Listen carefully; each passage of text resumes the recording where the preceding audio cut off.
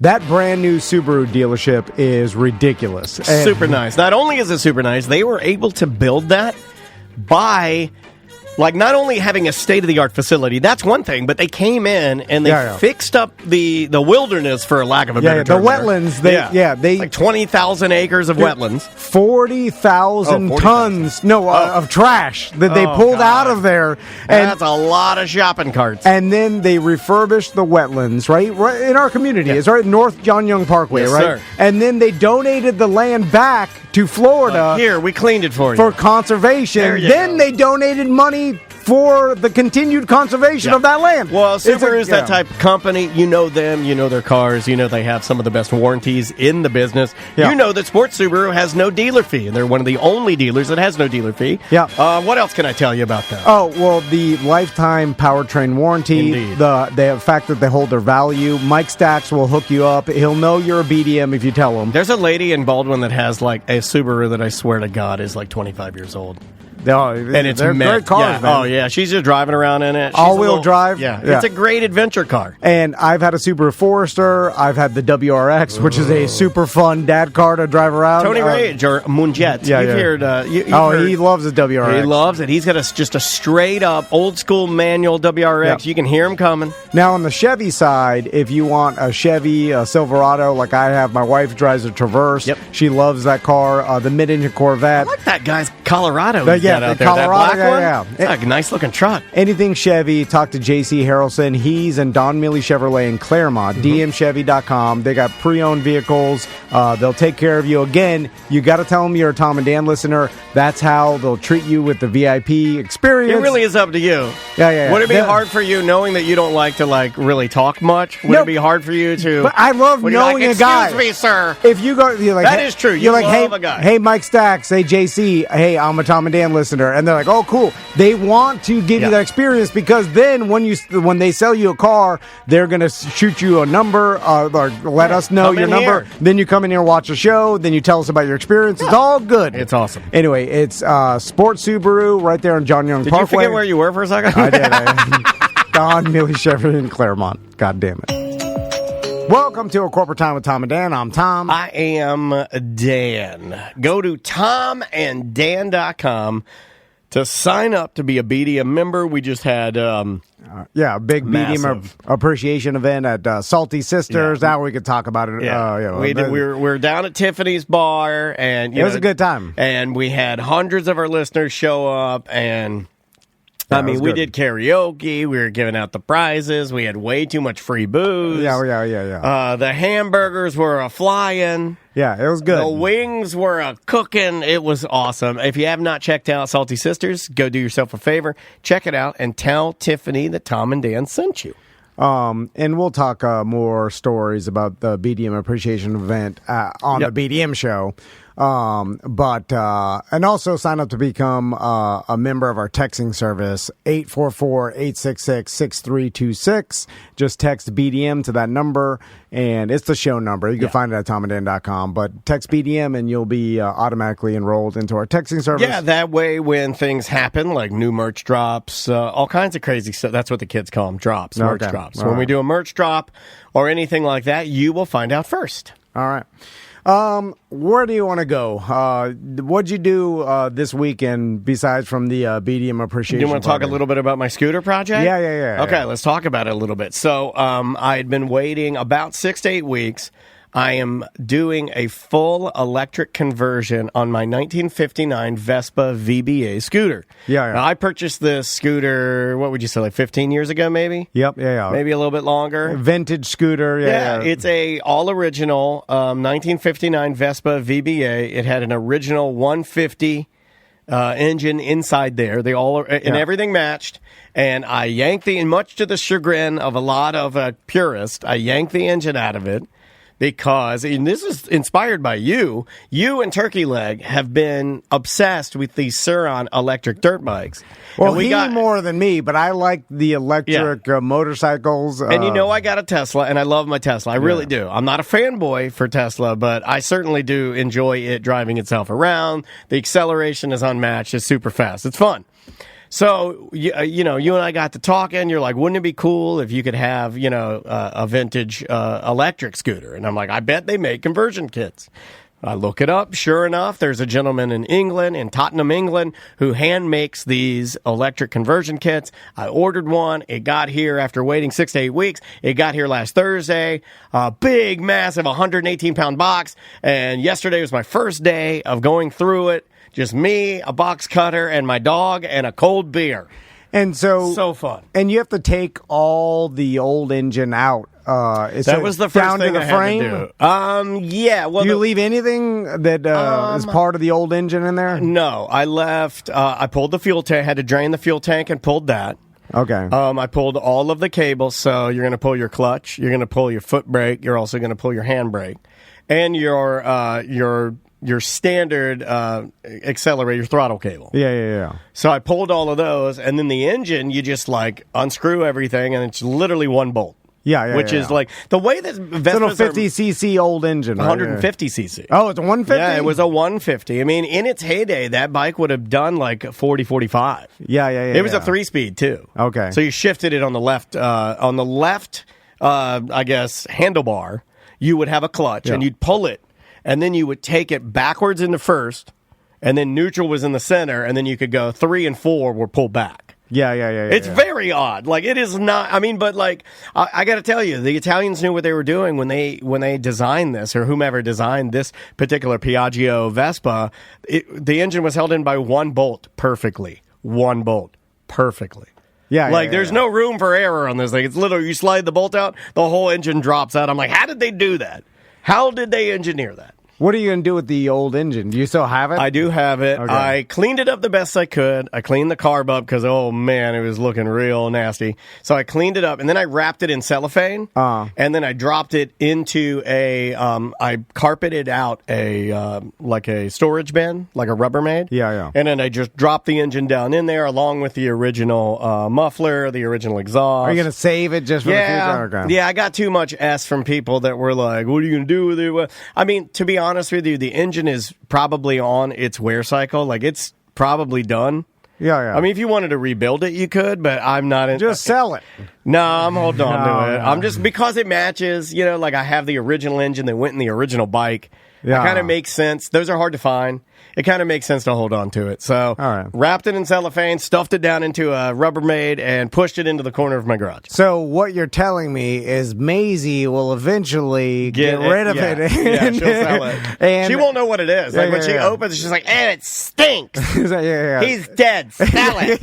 Exactly. Our guest is early, and he's out there laughing because he knows that's true. He knows that my daughter will laugh when it's, like, she has no idea what it is. And some other future dad nerd will find this in a estate sale. Some future Jimmy of the world will find it and then get it for his scooter and he'll project. Take the electric out of it and put the original engine back in the way it should be. The way it should be.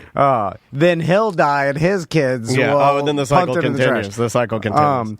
So you get this electric motor and essentially you got to bolt. It comes with the specific directions and how to. Is it still chain driven, right? No. You know what? I honestly don't know. It is now going to be electric motor driven. Straight from. Did it come with a wheel? Yes. Okay. So it came with a billet aluminum swing arm that they what do you call that? They water jet. So the gentleman that does. Oh my God, that was disgusting. I'm becoming a dad. When you start talking about a classic car, you were telling me I'm gassy. I got it all out before the show. I'm a burpy classic car dad. So so there's a billet aluminum swing arm that they water jet made. Then they mount the motor in the hub on the wheel on the back. Okay, and then he hand wires everything using a pigtail. And he makes it look like, I mean, it's like as professional as it can be, and it's all plug and play. The motor is driving the wheel in the back. Yes. Okay, so there's no traditional big electric motor in the middle where your other motor is. No. All the motor and the power motor is the back wheel. Is the back wheel. Okay, all right, now I understand. So I didn't understand. Okay, yeah. I'm thinking most people didn't. I'll explain. Electric motor in the front, and then it drives a chain like your old two-stroke. I'm not the storyteller of the show. I'm the wise ass. You're the storyteller of the show. show. No, I get it. You I make get it. better complete thoughts.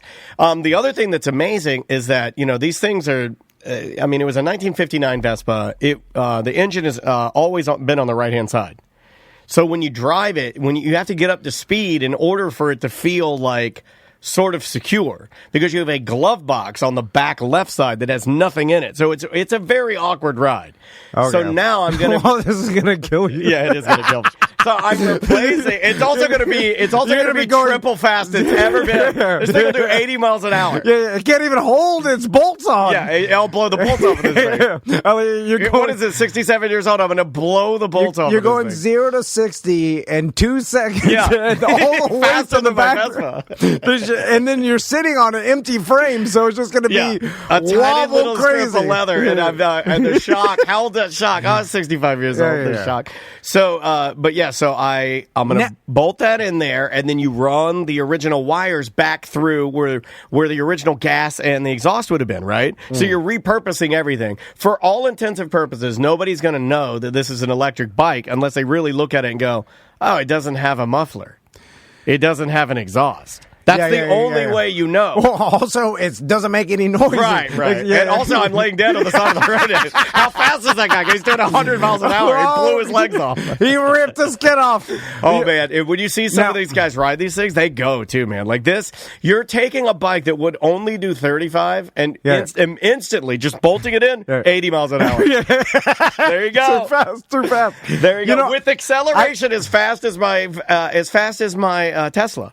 I just realized I may have orb inceptioned you with even suggesting electric motor, because you were going to go with original. You're just going to buy another original. A lot of people don't know that. A lot of people don't know that you did talk me out of it. I didn't even talk you out of it. I just inceptioned. It's a lot cheaper to buy a regular motor. I found a brand new. Because you can buy a brand new Vespa motor made in China. The thing will run forever for like $400.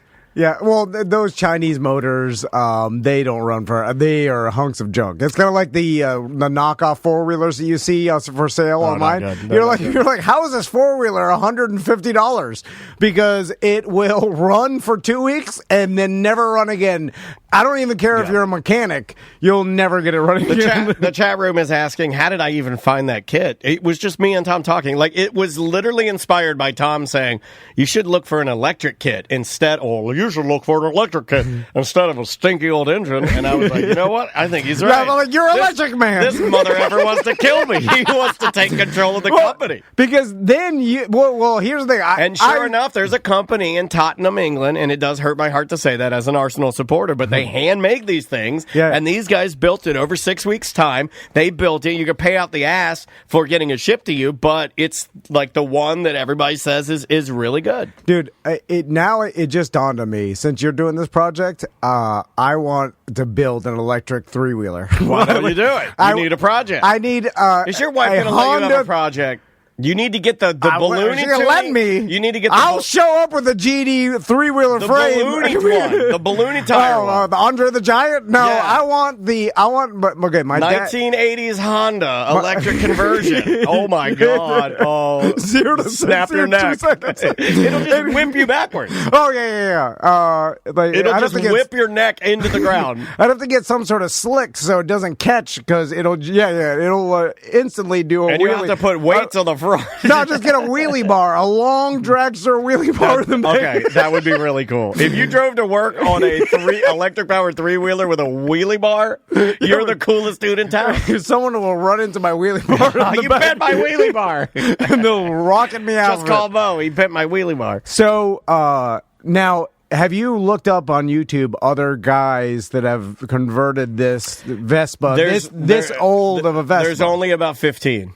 In the world? In the world. All right, so you'll be one I'll of be the one 15 of like 10, 15 guys. Old men that have converted their. Yeah. Have you seen it? Have you seen it haul ass and ride? Yeah, there are guys that get them done. Okay. There was one. Now, most guys don't do it themselves. Most guys call a shop and then they get the guy at the shop, they throw money at it. But I was like, I think I can do this. I want to do this. I have a feeling I'm going to end up calling in a few favors from somebody. No, just do it slowly. I don't have the right. I mean, I took the center stand off. Start buying the tools. I took the center stand off, and I went from a 16 millimeter center stand to a 20 or 22 millimeter center stand, and my brackets don't fit, and now I got to drill holes in the frame, and I'm like, oh God. No, that's how you learn how to do it. You got to drill. You got some, you got a metal drill bit. I know. You drill a hole.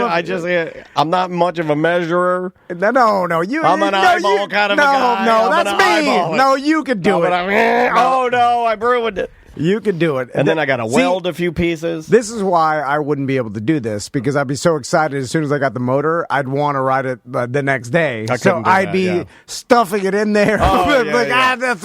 It's 13 millimeter fifth, same thing. I don't even have the battery yet. The battery gets shipped from a whole different factory.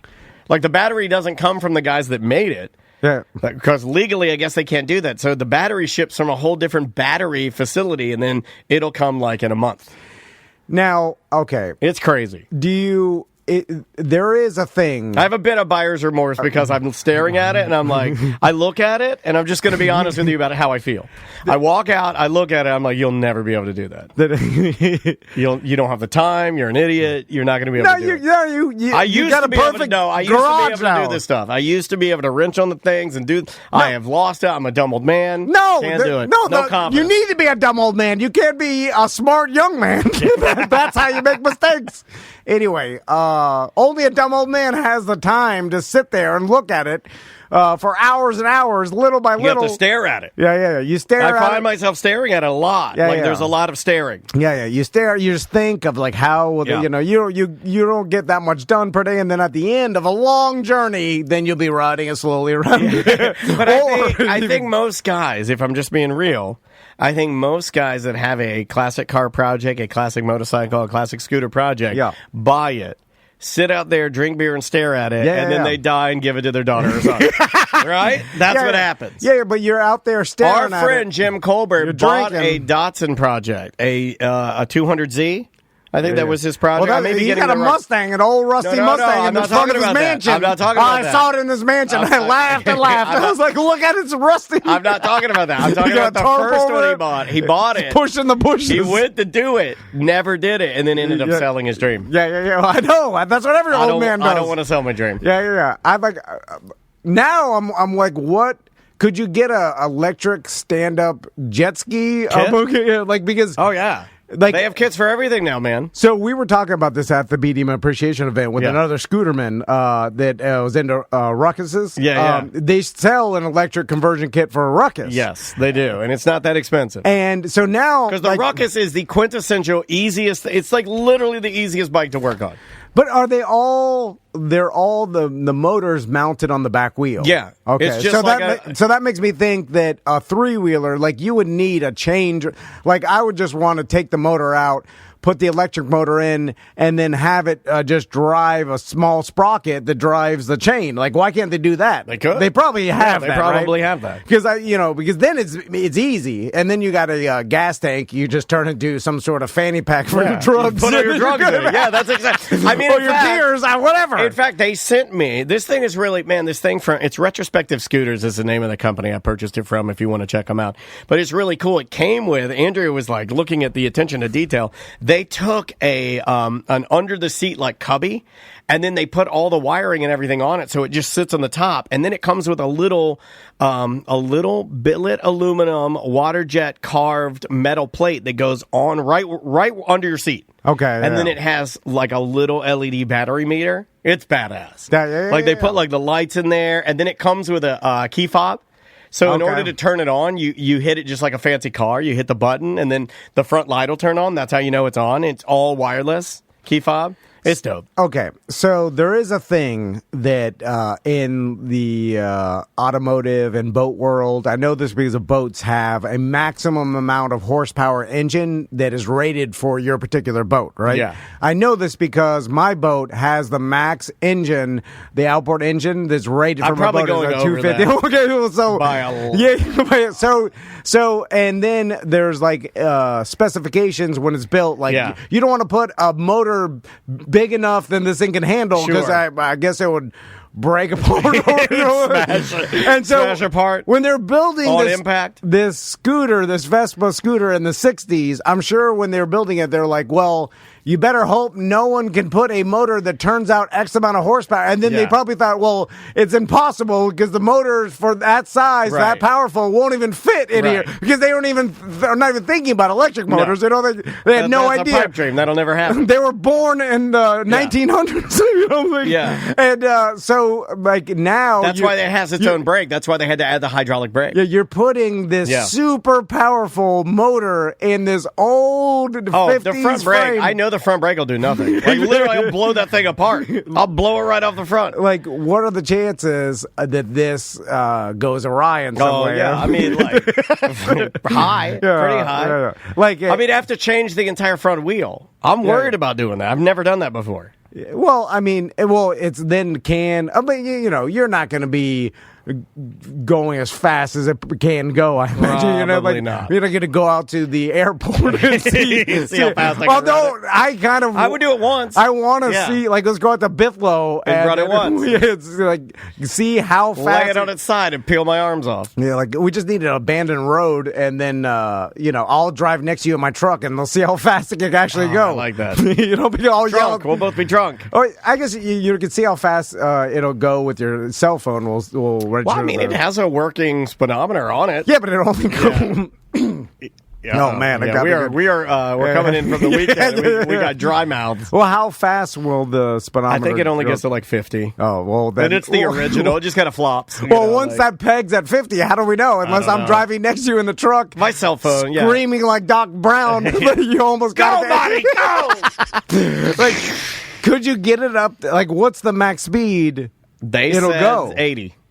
80? They said 80. Can we get it to 88? I think Back to the Future? I mean, it really depends on who's riding it, right? Well, maybe it's 80 with a old English man. He's 230, right? Skinny. I'm saying like with an English, like this guy drink like every day. Chubbier English, a hooligan on it. Yeah. Like those guys are 230, so it'll only go 80 with them. Like you're 100 pounds. I'll do 100. Like, could you? As I'm standing right now, I weigh 160 pounds. And then, could you get it up to like a world record? Like, what's the record? I honestly don't know. I don't know. Well, I'm gonna start looking into it. So then we could find. I mean, you're right, and I don't even have. I didn't even buy the biggest battery, because that all factors in too. You can buy a tiny battery.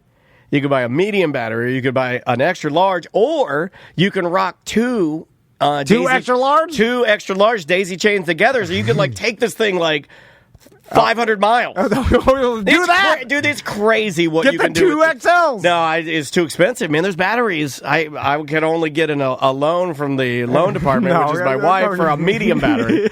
I'm begging. Oh, medium! Come on, just get the XL. Ask Andrea. She's in the chat room right now to beg for a medium battery. Get the XL. I said, let me daisy chain two smalls together, which is the size of a large. Oh, okay. Well, just get one large. No, but it's more balanced, see? Oh, okay, all right. Because you got a battery on each side. It's crazy what they're doing with these things, man. Like, and people like this guy basically just bought all of his parts from all different vendors and made it himself. He invented his own. He's like, here, I made a thing. Here's the thing. See, like when we start looking at electric motors, and I understand like there's purists out there that are like, oh, there's nothing like this motor or whatever. But I remember I'm old enough where I saw the evolution from two-stroke to four-stroke, right? And all the same people talking the same things when it happened. It was like, oh, like it'll never be as good as this two-stroke. Two-stroke's where it's at. Are they doing electric motocross now? It's evolving into that. It's not there yet, but it will evolve into that. I would imagine that'd be pretty fast and pretty dangerous. Well, it's the natural evolution of it, and again, I saw it from two-stroke to four-stroke, and then it all went four-stroke, and now it's all going electric. And you got to look at the logic of it now without the nostalgia. People are into the nostalgia of actual engines, and they're anti. Man, I'm not. I like the sound of an engine. I love it, but do you? I mean, like if you tell me you can go faster than a gas engine, I'd rather go faster, and then also not be as loud. Yeah. What? Like, you know what I'm saying? Because I understand there's maybe some safety, small safety, in having a loud a street motorcycle that maybe cars will hear you as opposed to not hear you. I still almost get hit on my ruckus all the time, and I have a Yoshimura pipe on it. It's the loudest bike in this neighborhood. Yeah, you can hear. I can hear you getting all the way to your house. From here. And people try to hit me daily. And I think it's more than that. I just think people are zoned out on their phones. Yeah, they are. But when we're talking about better performance and like if you can ride on the streets without having to worry about getting hit by cars, which is hard or whatever. But it's a more pleasurable experience with not a loud ass motorcycle. Just cruising. Like, is the difference between an electric golf cart and a gas golf cart. It's nice. The electric is a little bit nicer of a ride, being totally silent. Yeah, it's nice instead of like it's like you can't tell me logically that having a louder motor is somehow better of an experience. It's better, quieter motor. I mean, and like I said, like to each his own. I know a lot of people like the cool sound of an engine, and when you rev it or get on the accelerator, you like the way it, throttles. Baby's like, I like the sound. I like performance. I get it. I do like performance better. Daniel I like going fast, 80 miles an hour, and a tiny little scooter, no gears, and with that's the best part. Zero maintenance. I don't have to shift anymore. So this is another thing I have to do. They show you how to do this. I got to go inside the headlamp, and then that's how you work on both of your your handlebars. You work it through the headlamp. Yeah. So on the right hand side, I got to go through and I got to shim up that one side to make sure that the side that has the clutch and the side that you can shift gears is unusable. So I got to but it's all like super simple stuff that's sort of scary. They're like, you're going to need to put a couple washers in there.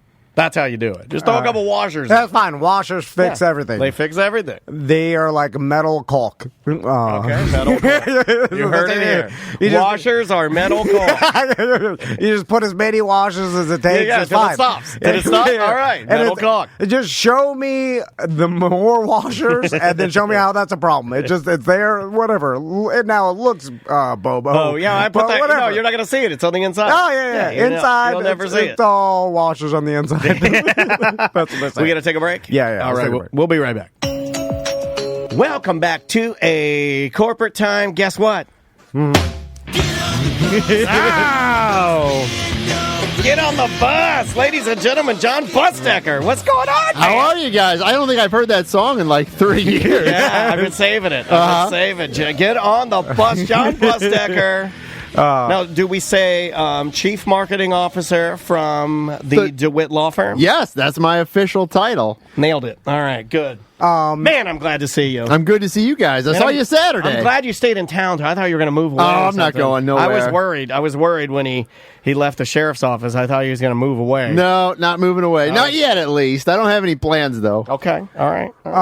So John, what happened with the cops? We can't talk about it. We can't talk about it all. He might be on a special mission right now. You didn't tell me Nothing happened with the cops. I worked at the Orange County Sheriff's Office for almost 4 years. I was their first official storyteller. Great job. Had a great time. But then I got another offer from Moses DeWitt of the DeWitt Law Firm, and I moved over to work for him. I like it. I'm still good friends with the people at the Sheriff's Office. I think that's what you do, right? You go, you become the sheriff, and then you become the lawyer. I wasn't the sheriff, to be clear.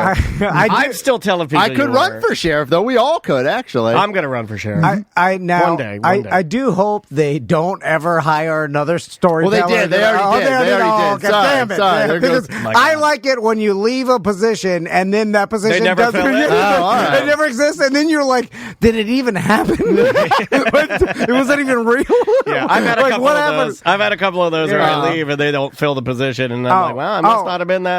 Oh, that's called the what the hell? The brand ambassadors for Orlando City. Yeah. You don't see too many brand ambassadors anymore. They didn't get not only. But Sabrina does that. Is that not a brand ambassador? Well, she doesn't do I think ours included a lot of doing nothing. Hers, she just does on field announcements. Our pictures were on the website. We had email addresses under the employee staff that said brand ambassadors. You know they hated that. Also, my picture. They had photoshopped you in there, and you're fat and sweaty. I was so sunburned. I just got back from the Bahamas. Did you just send them a photo, or did they take a photo No, of you? I didn't know. I didn't realize it was picture day, and I'm sure they sent you like 20 emails, and you just showed up. I'm gonna find this. I just got back from the Bahamas, and I was so red and salt bloated, and it was when I was fatter than I am now, so I was like 220 red, and then I showed up and on like a Monday, and they're like, oh, it's staff picture day, and then I was like wearing a sweaty gray polo. Like gray polos are the worst because you get pit stains. Okay, Anyway, there's mine. I gotta That looks find. pretty good. I gotta find yours. Yeah, Mine's well, okay. but- You're like jumping. yeah, and- mine was jumping in the air, but yours, you were Well- just standing and you were No, sweating. no, I sat on a stool. I took mine after. Like I wasn't there for the regular picture day. I had to do like Yeah, they had to do like a makeup. a makeup picture day Because the first one was so terrible? No, because I wasn't there. I was in Bahamas scuba diving, and then I came back, and then they were like, "We need a picture for the website." I was all red. They put a scarf around me. Is this why they fired you two from brand ambassadors? Yeah. It's funny. You know, we were never told that we were fired as brand ambassadors. You guys parted ways with them. No, it was we just were an not- office no, space. they- It was just nothing. They never told us anything. Maybe you still work there. I don't even know if Kevin is still in the department there, but the guy we worked with, Kevin, he kind of took over this lady Teresa's job, who was our main boss. I don't even think he officially told us. We just realized one day that my email address, because I used to have, I think I had ddennis at orlandocitysc.com. Yeah. And it had been turned off. Oh. And I'm like, wow, I like that, by the way. Never had one of those before. That's your Irish goodbye right Hey, this guy's a pro. Let's just do this as a society. And by the way, It was easier because I didn't need to call them. I didn't need to ask Kevin was if time- we were still employed. I knew. And we love Orlando City. And We do. basically, it was just the regime change. Like once. Did you work at the new stadium at all, or not? Oh, yeah. Okay, Yeah, you we did. You opened did. one Okay. year, like the first year of the opening, but it was basically once I hit a Duke in it. Phil Rollins was out, and then Teresa, who was the head of marketing, and she was all we work with, And technically, we were not employees; they were 1099. Like Yeah, we were subcontracted. our company was contracted by Orlando City, so it was easier. It wasn't like you were fired or anything. But like once Teresa left to another job, then we were like, I think that's it. and then Dana was like, my email doesn't work. Or like, yes. We're like, that's it. Well, we were like, and we said yes only because we figured that it was probably time to dedicate all of our energy towards our company. Yeah, that's a good way to look at it. Yeah, well, And then they asked us to stop using the name Soccercast, which we were. And then we said, no, we're still going to use it. And then we both stopped doing it. well, there no, you go. then we just we bleeped it out.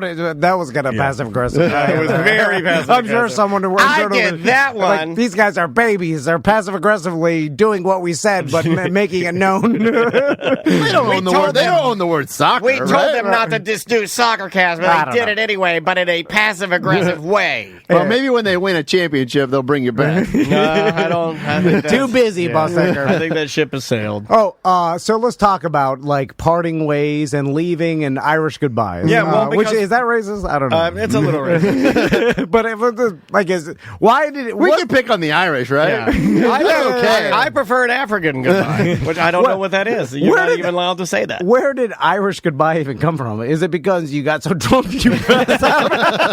I made it You got worse. so drunk, you fell out of the party. But it's like, why can't we just adopt that? Maybe you get so drunk you forget that you left, or the other person. Oh, left. okay, all right. And then you do. You don't remember saying goodbye. It's got to I be mean, something. should It I- has to do with drinking, right? Should I ask? I like the non-comp ChatGPT? sticker. Should I ask ChatGPT what it is? Yeah. This is when Samantha would join in and figure out what it is, right? So it's an easier way for everyone just to depart anywhere they're at. Yes. And don't feel insulted that someone leaves. They're like, what happened to Tom or what happened to John? And just assume like, oh, he left. And Yeah. then- Unless it's your party. If it's your party and you leave, that's probably a bad idea. still, if you just look around and the person's not there, just be like he left, and then just be happy. Because, like, I remember when I was in high school, like in Miami, everybody had to kiss everybody on the cheek, right? That was a Really? thing. Yeah. Like, Man. all the boys kissed Bunch the of girls perverts. on the cheek. I had to And- wait till college to get my first kiss. Bunch of perverts in Miami. It was all so. Then every time you left a house party, you had to go to each girl and kiss them on the cheek. That goodbye. doesn't sound terrible. No, I'll be no, honest Who are with you, you. Georgie Porgy? Why so many kids? I'll be honest. I don't like hugging people. So Oh, you don't? I didn't know that. I'll not stop really. hugging No, you. it's okay. I'll stop hugging. Normally, I squeeze you. No, I it's squeeze more you. people I don't know. Like, you're all right. You guys are all right. But, like, sometimes you meet strangers. Like, you kind of know them, but not really. And they want to hug you by. I don't want to do that. Yeah, you hug, like, in Miami's a big hugging culture, especially with, like, guys hugging the girls. It was just something you did. I grew up, like, you kiss the girl on the cheek and you hug them goodbye. Whether they wanted it or not, right? And then, but it was such a pain in the ass, I remember. Like, I remember dreading leaving the party because, like, oh, my God, now I have to go because then you have to wait and where people are having conversation to say goodbye. I'm like, why are we doing this? Just leave. And then it's better for everybody. And if people stop getting insulted about people leaving without saying goodbye, then we could all just be free. I don't think are people really insulted, or do you think that you're insulting them? Like if you left after a party, I'd be like, oh, well, Tom's gone. Like, I wouldn't feel bad. If you didn't People say get bye. insulted if you don't say bye. I never think that I'm insulting people. I think this is something that it would make sense that you, because you overthink things, have invented this in your brain to think that people get mad. But I just assume that everybody's so busy, like doing stuff, and I'll look around and I'll be like, I'm out. And I've never had somebody like hit me up and be like, why didn't you say goodbye? No, I've never had anybody me say neither. that. Well, they're not going to contact you and confront you about it. But in their mind, there's a little bit of like, oh, he just left without saying goodbye. It's not really? Yeah, I think people think if that. I leave without saying goodbye to you at your house, if you're out in your pool and you're doing whatever, I just slip out and leave, are you like, huh? It depends how many people are at this get together. Yeah, I mean, if it's a small dinner party, you probably got to say Have bye. you ever heard of, some people call it the Irish exit, the French exit, or the Dutch leave? Oh, well, why did they bring the French and the Dutch into this? It's always been an Irish thing. No, the Dutch are in there too. It's just, and then let's move on to even employment. Like this whole 2 weeks long song and dance. I gave 4 weeks when I left the sheriff's office. 4 weeks? Mostly because I knew how to do a lot of things, like technically that other people didn't know how to do. So I had to I spent 4 weeks training other people on how to do the things that I did. Just never show up again. This is why you guys don't work for anybody. And then they text you and they're like, are you coming in for your exit interview? And then you just text back the middle finger emoji. I've never heard of someone giving the 2 weeks and that benefiting them in any way. It's only benefits the company. Who cares? Like, just never show up again. Because then you I know there's. I think that's what most young people are doing. Yeah. Like they, and then I mean, they needed me for 4 weeks. Like, I had to explain how to do stuff. I had to write stuff down. Because, for 4 years, I did my job, but I didn't, write down how to do it. Right. So the next person coming in at least had, a manual on how to do some stuff. Yeah, but what if you never just showed up again? Well, I mean, I'm sure somebody would figure it out. But I mean, it would change the style, and maybe they don't want to change. I also need to see these people around town. I mean, I don't want to be a jerk about it. Yeah, I mean, that is the thing that you don't think why about. is it a jerk? It's just like, I do not choose to work here anymore. Yeah, but I was getting paid while I was there. I mean, well, the days you didn't show up, they're not paying you, so that's it. But what there's if a one way day- to leave it. I mean, don't you want to, but what if one day I need to go back over there and work there again? I'll never go back. Let me ask you this. How come you never worry? You overthink it, but how come you don't overthink the aftermath of what you did? If you just left... I'm hiding from that. All right. I know what's happening. I may have to deal with these people again at some point.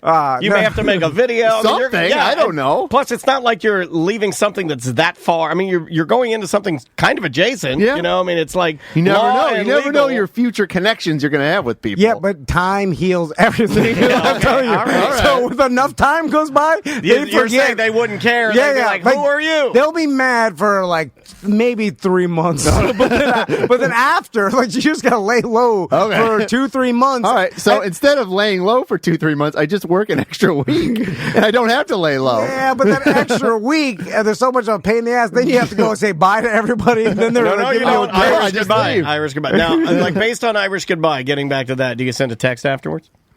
What? Do you send a text? Like after Oh, you say left the great party? time. Yeah, do you say like Yeah. a great time, got home safe I might do that. Yeah. I might do that the next day too. the next day? I bike a lot, and so I like people to know that I got home safely. Yeah. Although it's kind of like the joke of like telling your loved ones when you landed at an airplane at an airport. Like my mom always says, like, text me when you land, and then I'm like, you'll know if we don't. It'll be on the news. It'll come straight to your phone. I'll tell you what, when you'll I- know before the most people. It'll come straight from CNN, and it'll it'll be say sad. It'll say plane crash. Here it It'll is. say everybody dead. It's rarely happens, so it'll be big news. So for me, with Mo, he has a plane and he flies himself sometimes, Oh, or he yeah. has a pilot fly, and so we flew down to Key West, and so I did text my wife when we landed. Yeah. That's a Well, little that was different. Three That's of a us little in a different. tiny plane. Yeah, that's Yeah. what rich people do. Yeah, I That's mean, different. eventually she'd probably hear it on CNN, but at least she knows I survived. Well, that'll be a while. But Yeah. that's called the Kennedy. Yeah. Like, unless you're a celebrity, like all of a sudden, like I mean, who knows before? Like some flight log, they'll be like, "Wait a minute, they left." Yeah. The what is it called? Executive Airport, and no one landed in Key West. But it'll take days and days. Yeah. So I do text her when I land. I like you pretending to be of aviation or a pilot. And you're like, "Hi, they left. Wait, what's it called?" I'm like, "You're the pilot. You should know what it is." My God. I'm sure there's pilots like me. I'm sure there is. Oh my God. Let's talk about that. Yeah, So- they're on Allegiant Airlines and the lesser airlines. Yeah. So let's talk about the private plane experience, because I had a little bit about with this back in. If you want to go the today to 90s. Tampa, I'm sure you could ride to Tampa with them today. if Oh, you he's wanted flying to Tampa? Yeah. Let's just fly to Tampa. I don't know how we're going to get home, but I won't speak for Mo DeWitt, but I'm sure he would let you go if you wanted to go. All right. I mean, how long's from here to Tampa? It's like a 30-minute flight, 28 minutes maybe. Too long. Yeah, that's so. When you fly down to the Keys, That was like an hour and a half, hour and 40 minutes. Is it pretty when you're flying? It is. It is. Is it different because you're in a smaller vessel? I mean, I don't. So my dad, who has since passed away, but he used to always say he knew the way he wasn't going to die. He was never going to die in a small boat and never going to die in a small plane because he would never get on either of them. Whereas That's a very I am dad thing jet to setting say. on I these like that. planes now, which I think worries my mom. But it's fun because you do get there very quick. Like going to the Keys was only an hour and a half.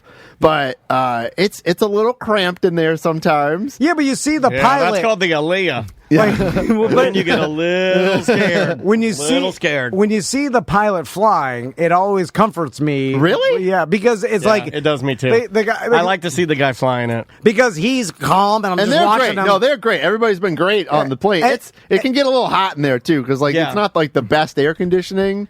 Yeah. It's just it's how it is. Like it's not where they put their power. I don't think. No. Yeah, there's also no bathroom in small No, planes. no. You got to go So you have to beforehand. defecate in the aisle.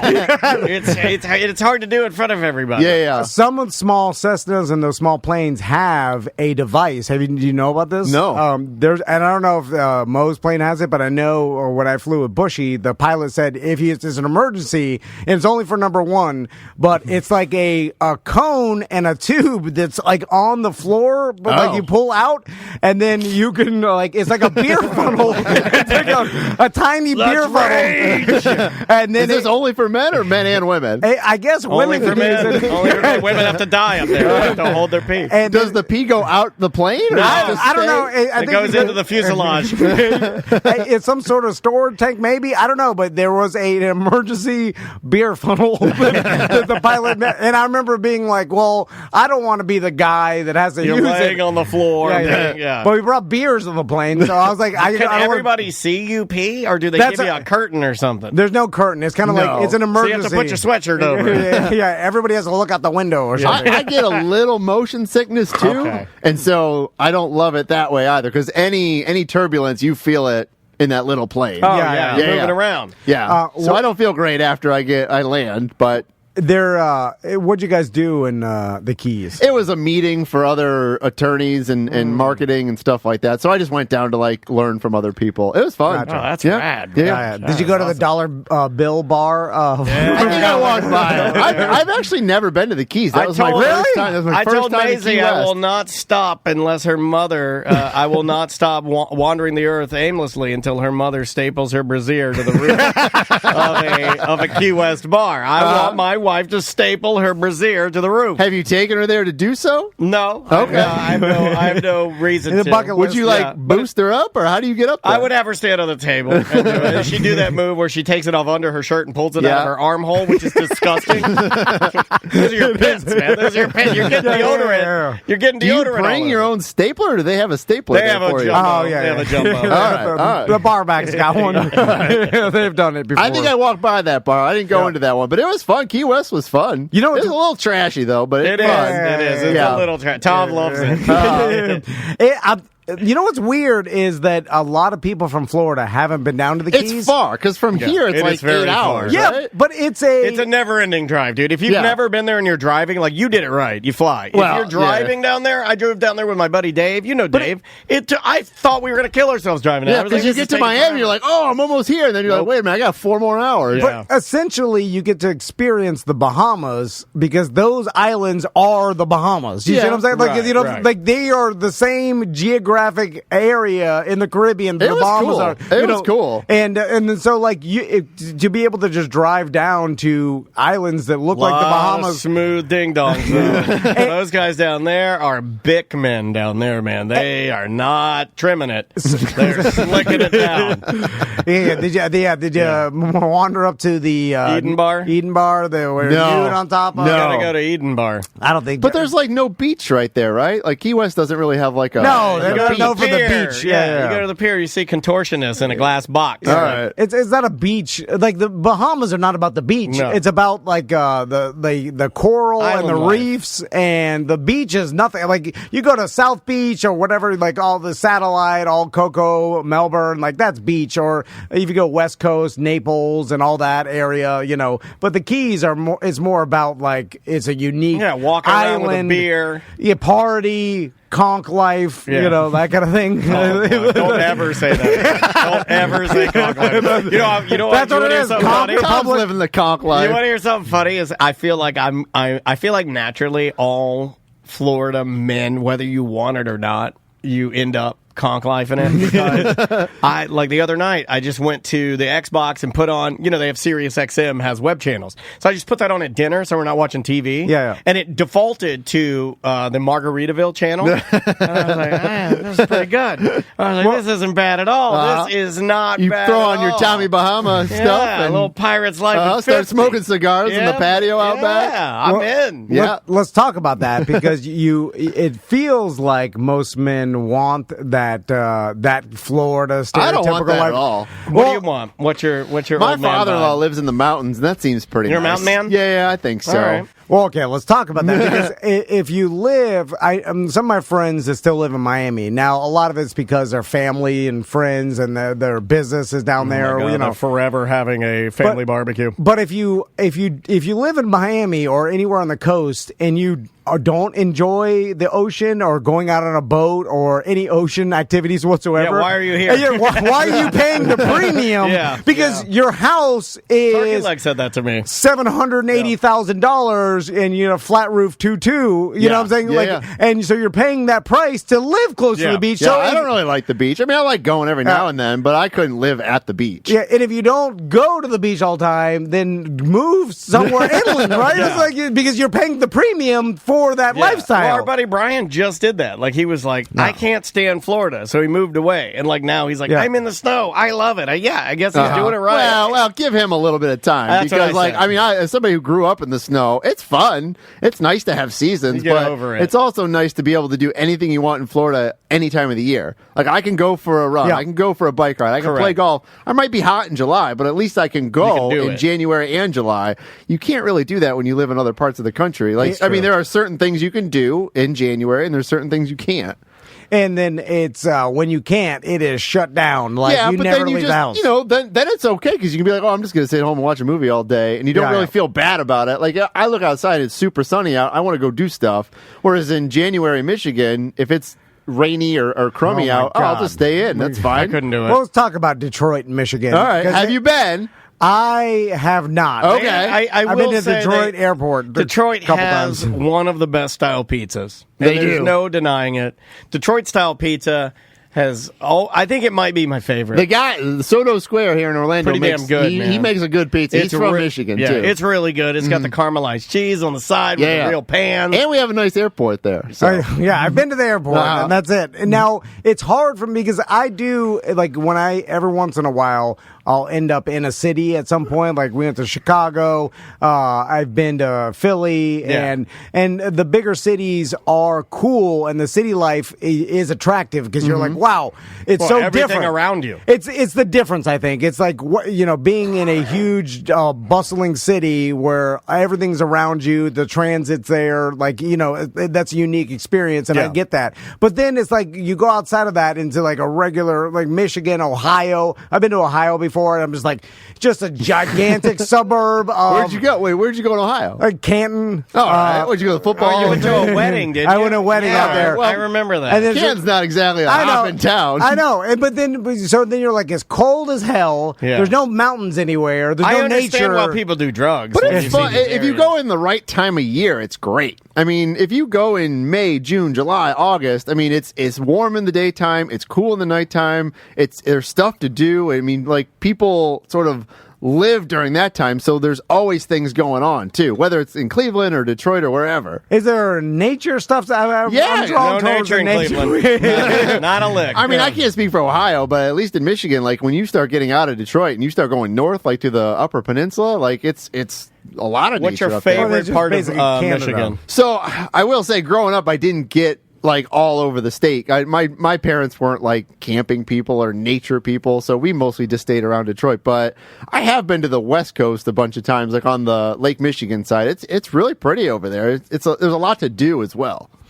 So you mentioned you're not camping. Have you been camping? Yeah, I actually went camping in Scotland. So we took all of our. God, you see what he just did? You see what he just did to you? You're like, hi. So I noticed you're sort of weak. Have you ever been camping? And he's like, not only have I been camping, I've been camping in Scotland. So about 3 years ago, before COVID, my wife and I, we went to Paris, Berlin, and then Scotland, Edinburgh. Scotland. But we took all of our camping gear with us, so we packed it in our luggage, and then we camped all around Scotland. Are you allowed to? Yeah, like, no. So if you Google this, there's something called like the Right to Roam up in Scotland, where you can kind of camp anywhere you want. It's a Beastie Boys song. Oh, you can just camp in any field you We were want. driving and we saw a spot that Scotland looked sounds really like a nice, and hellhole. we just like camped on the side of the road. Yeah. And did you ask No. around if it was? Yeah. Nope. Did you see other tents? No, because there's no. There's What no, about it's the so, Scotland slasher? It's so sparsely populated, especially when you get outside of the big cities. Like,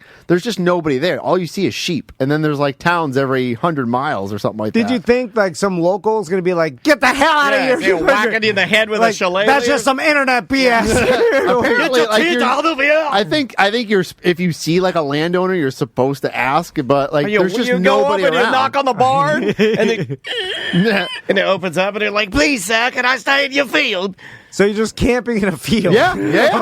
This guy's Was it got fun? I'll balls. show you a photo. I'll show you a photo when we're done. This guy's got balls, We man. saw That's a cool, spot that boss. was like a really cool place off the side of the road. There was a bridge. There was a mountain, and we just put our campsite there. It was great. So, man, I don't want to ask you any like. So, yeah, I'm I've been- saying, I've been you were out in camp- the I've middle been of the camping. wilderness, banging your wife at a tent in the middle of Scotland. That's pretty awesome, Buster. It was cold though. We went in April, and I thought it would be kind of warm because like here it's kind of warm, and I forget like it's still winter. And there was nights we'd wake up in the morning and it would be like 25 degrees, 30 degrees. my God. It's freezing. Yeah, But it was yeah. fun. It was a good time. That is something 30 that I. degrees in a tent. It was in the morning. cold. Yeah, yeah. I It was don't know cold. of anybody who's done anything quite like that. It How was- many it was nights fun. did you guys do? 6, I think. lot. But it wasn't all. It was like camping, and then we'd stay on like a campsite, like an actual campground, because then we could nice. shower and like Sure. eat or like heat stuff up. And then I think one night we stayed at an Airbnb. So like we sort of mixed it up a little bit. That's cool. Yeah, it was fun. And we just rented a car and went all around Scotland. Since you brought this up, last night I was planning my next adventure. Yeah, where with were my you camping? sons. Your backyard or something?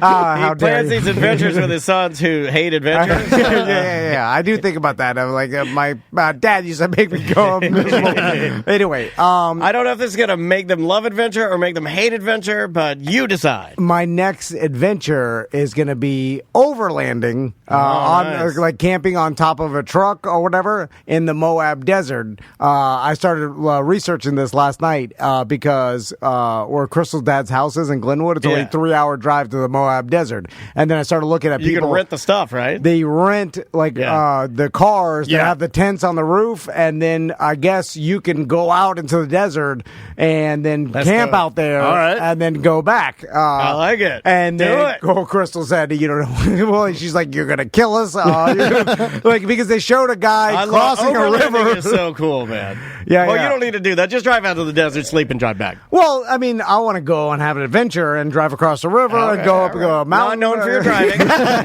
And then pull out the camping thing or whatever. It's the called a hell. tent.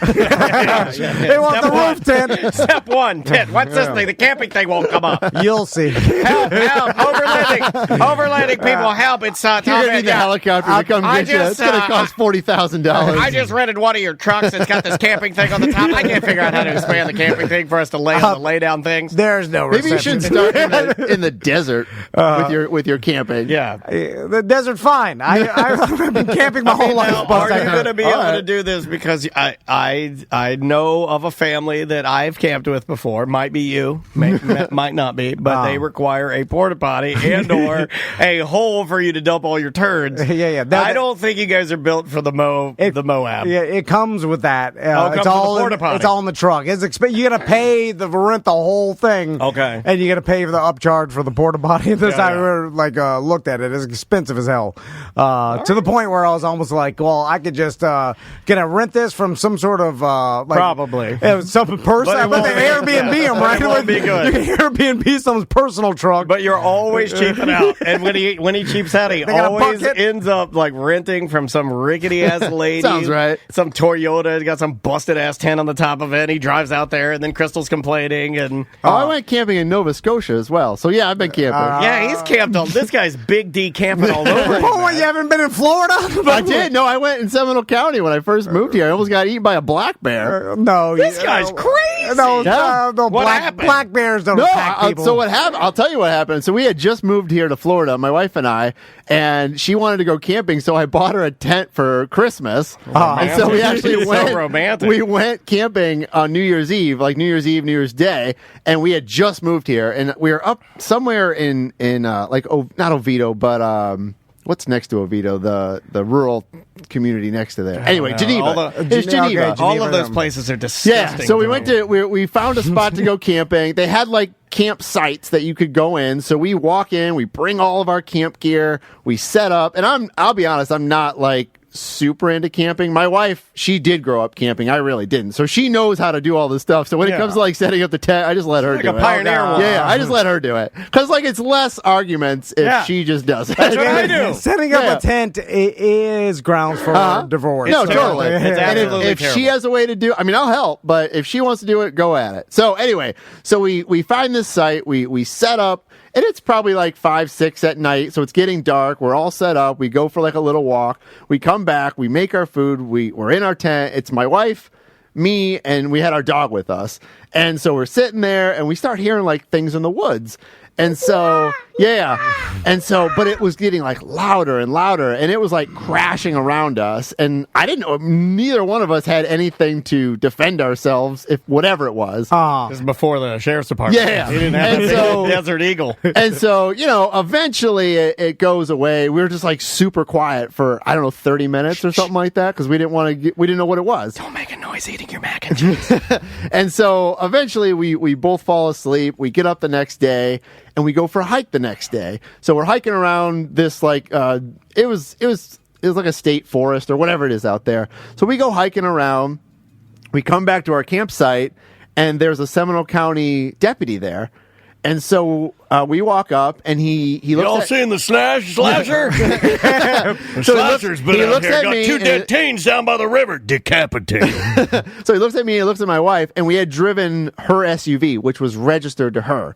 And so he said, is one of you... Oh, he saw me first, and I think my wife went back to the tent. And he said, who are you? I said, well, my name's John. He said, where's Leanne? I said, she's at the campsite. He's like, I need to see her. So what happened was he Oh saw man, somebody asked for my wife. I'm like, even if it's a cop, I'm like, who's asking? Mother effer. So You're he talking saw to Little Daddy's Goods a lot. He saw that her SUV was there overnight and checked her registration. So he wanted to like see. Do you know her, this man? Yeah, like see her in person. So we walk up and we're like, oh yeah, this is Leanne, this is me.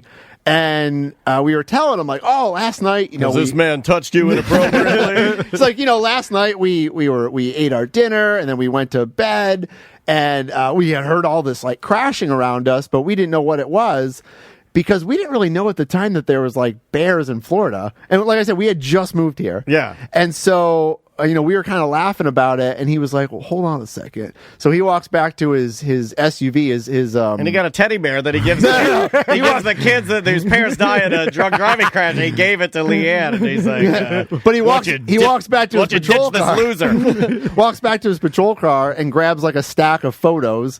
And he's going through the photos. Here's my wife out by the pool. The next few are a couple topless. But it was one of those like cameras, like motion activated cameras, and it was pictures of giant bears that were taken around the state forest there. The bears let me take photos of them. He's we have huge bears here, and that was definitely a bear right outside your tent. Why is he scaring you? He was just telling us what You was guys going are on. inches from death. No, black bears aren't going to attack you. All They're right. scavengers. They're like giant raccoons. They eat your trash. They normally just run away. But All right. yeah, I mean, that's, But no, it was right there, right outside of our tent. At least I think so. That's a good story. Like a grizzly, that's scary. A black bear, that's I think fine. if a grizzly attacked me, I close my eyes, I give in. Well, you play dead. Well, no, I just fall limb. limbs. Just let him have his way with me. Toss me around. But There was a black bear that mauled a woman in Seminole County. She was in her garage, Yeah, though. I remember that. yeah, it's probably because it got into the garage, then got freaked out. Couldn't get out, and it got a paint can on its Yeah. head. There's actually a bear right now in College Park running around. Yeah. I saw Brendan's been doing Photoshop of the bear at like multiple Orlando landmarks, like enjoying popcorn and beers. It's cool that you still see wildlife. Yeah. It makes me feel like we're not doomed yet. like Right. at least that they're there still. Like, oh, this thing's living. Like I saw a coyote on my Ring doorbell. I'm like, oh, well, that's a good sign. Yeah, right? you go outside and you don't see any So- birds. You're kind of like, I don't know, man. It's a little unsteady today. Yeah, this is it. So like, there's no more wildlife. That's a kind of depressing thing about the Everglades. Like all the snakes eat all the wildlife, and there's nothing left. And you're like, oh, okay. Well, this is gone forever. I guess. know. Let's talk about something that you've been doing a lot of lately on your radio show. Bungalower and the Bus heard on Real Radio 104.1. You guys are, I don't even know your schedule anymore. Fridays at 8. Fridays they at moved 8. us up. We were Fridays at 9. We got moved up to a prime time. You're after us? Yeah. Right on. That's Why didn't they offer us that slot first? So we could have 2 hours each day. But You lead into us, and so we get all your listeners we're a listening good to lead-in. us. We're a good lead-in. We're not bad. I Is see that a that. thing? I don't think that's a No, thing. I see you've been eating a ton of delicious barbecue. Oh, I do? What is are you a barbecue man? I mean, It's my favorite food. I like barbecue, but I'm not like. It's my favorite I food. like anything almost. So like, I'll eat just about anything. It's your favorite food too, It right? has to be pretty terrible for me to be like, this is bad barbecue. We love barbecue, and we've gotten kind of out of. You and I used to have a lot of talk it outs. Yep. Over barbecue, and you went to one spot. So there's 2 spots we Yeah. went to recently. There was Smokin' Donuts, which is nearby Love those here. guys. Those guys are cool. And there's another place called St. Vic's Yes. Smokehouse. Haven't been there. It's on OBT. It's outside of a gas station. Okay. No tables there, so it's Gotcha. kind of a to-go Yeah, spot. take it to your The house. guy was super nice there, and he used to have a food truck, and then he opened up this little tiny shop next to this gas station. It's really, really good. Do you eat that stuff a lot, Bustecker? I mean, yeah. I know he's so fit. You know how miserable I am right now? Like, I have to be to maintain and not get fat. I have to eat the same garbage I'm every quite day. active. I do try to stay active. I play a lot of hockey. I go running. Yeah, the hockey. Let's talk about that for a little bit. Yeah. You've been doing a lot of hockey. I would Yeah. imagine that is a cardio blowout. It man. is. So last August or so, I was just like, you know what? I want to start playing hockey. So I just said, I'll buy some skates and I'll see if I like it. So I bought some ice skates and some rollerblades, and I just started playing hockey. So then I started getting all the gear. So now I play in a league on Wednesday nights at Used to be RDV, but it's called Genesis now. And then I Genesis. play. Yeah. Hold on, did you just show up, or did you sign up online and then you show up? So it's different. So the roller hockey league, they have leagues, but I just do the open or the pickup games that they do. I wouldn't want to do that. It's fun, I though. can't go to pickup games Well, as, no as a little guy. Yeah, Nobody yeah. ever going to pick me No, for but nothing. hockey's different though. It's not basketball. No, for anything. No, for any Yeah, game, they yeah. always look at me and they're like, "You shouldn't be here. You don't belong. You should have died." yeah. How does that work? You just stand there until someone picks you? No, on it's the not team? like elementary school. No, you have to sign Have up. you ever walked back to your car sad, carrying all your gear, No, crying? you sign up ahead of time, and there's only so many spots. Have you and- ever and- seen anybody look and read your name and go, "Gah!" yeah. Like, were you like? No, you how- sign up weeks ahead of time, and then and there's only 18 spots, and if they get filled, but people drop out. And The you can be whole on a chat wait room's list. mad at Bustecker for being so tall and skinny. They're so mad at I you. wasn't always I like eat this. though. I donuts used and to be- barbecue, whatever I I want. want to see a photo of fat I Bustecker. got fat pictures. I'll send you one. I don't believe it. Yeah, no, I do. I I just don't gotta believe find it. them. Mm-hmm. Oh, and another compliment I wanted to give you. You wore a fun jacket to some event. No, I went to. There was a food event. He that I has a went cool to. jacket like you have a cool jacket. He would like remember like your a blazer? Yeah. Oh, okay. Yeah, you and I need to start wearing more blazers. But no, I started playing ice hockey on Wednesday. Though that one, I had to like go to a tryout, and then I get put on a team, and Okay. I don't think I could do that. I would be all up in my feelings about whether or not I was good enough to do it. I And didn't think then- I would be. I was telling the guy. I knew the guy who was like in charge of the league. I was like, Yeah. "Look, if I'm no good, just tell me." And he was like, "No, you're fine. You're fine." I Would played a you- lower league though. I'm in like the D league for old men. Could so. you do the one wheel? If they had a one wheel racing league, could you do it? Well- or would you get up in your brain and think, I can't No, do of this. course I could, and I'd be the best. All right, Maybe you should come, I like come that. play roller hockey with us. He No, can't skate. He can barely walk. Oh, I thought he was like the best skater ever. I You know, thought he's he a told really Sam good. skating was easy. My daughter has become a very good skater. All right. A little bit because of you. She All right. watches, like, she goes to the same outdoor rink that Oh, you yeah, used Barber to- Park. Yeah, that used to practice on, and Maisie Yeah. goes there all the time, and she's got blades now. And I haven't been roller She's good. skating as much lately because I've been playing so much hockey. Right. That I just don't get out as much. also I'd never wear rollerblades. Why? Well, they're gay. I- Okay, that was called podcast baseball. And then how often, man, I guess you could just do so much more when you don't have the kids. It's like There's a dude that doesn't have kids on rollerblades that goes to Barber Park and he rips. Yeah, yeah. He doesn't even go inside the rink. Oh, really? He just skates and then grinds like the stands. You know the stands Oh. in the back? I wonder if there's a guy named Juan that I know he's like rad. All right, Yeah, all this right. guy's awesome. All Like right. he does like tricks on his rollerblades. Oh, And that might be him. yeah, he rips.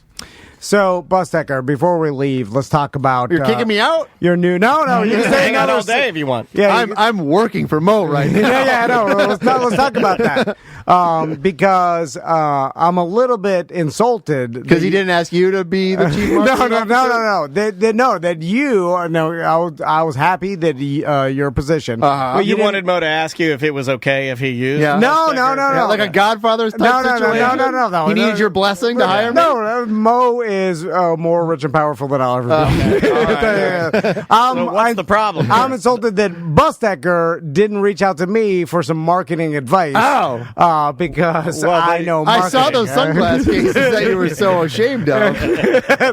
I'm just saying, like, I figured, like, maybe you're like, all right, I've never been in a marketing role before. I know Tom Van knows a lot Yeah. about marketing. Let me sit I've down. never said those words ever.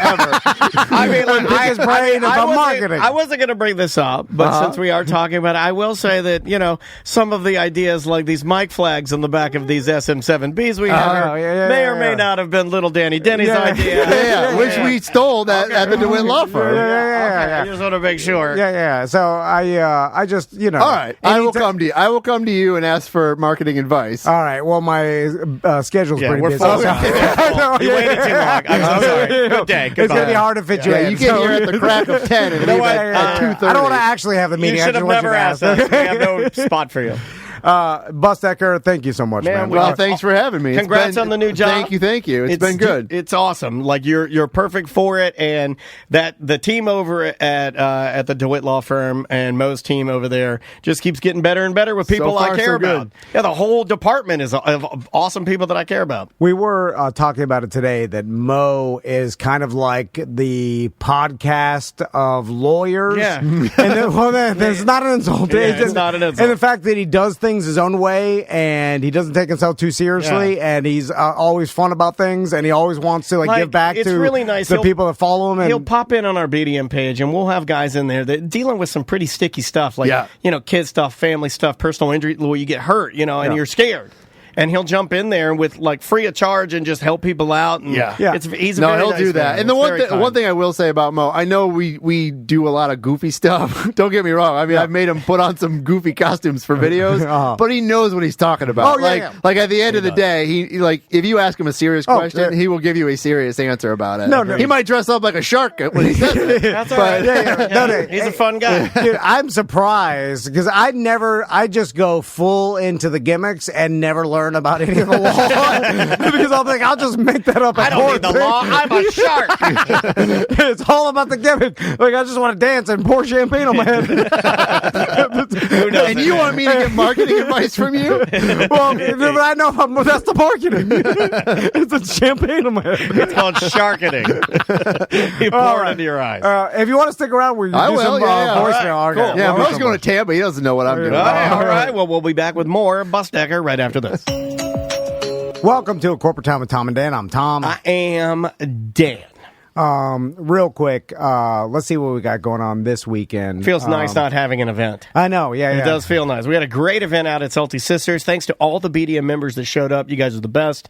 You never cease to amaze me with your kindness and your love, and you're just good folks. I love our BDM members, man. Yeah, I know we've got some things going on with the Orlando Science Center. Yes, sir. OSC.org for all the upcoming events. And I know that we may or may not be doing a charity event coming up soon. Yeah. We're putting all a bunch of things I forgot that's on deck. Together, right? yeah. That's next. So, there'll be late June. If you like fun charity events, and we do, in my opinion, some of the best, well, you'll have something to look forward to. Let's do some Weird Job. Tom wanted to do a bit. He called it Weird Job Wednesday. Dad really likes it. Tom says that's bullshit. It's another Weird Job Wednesday.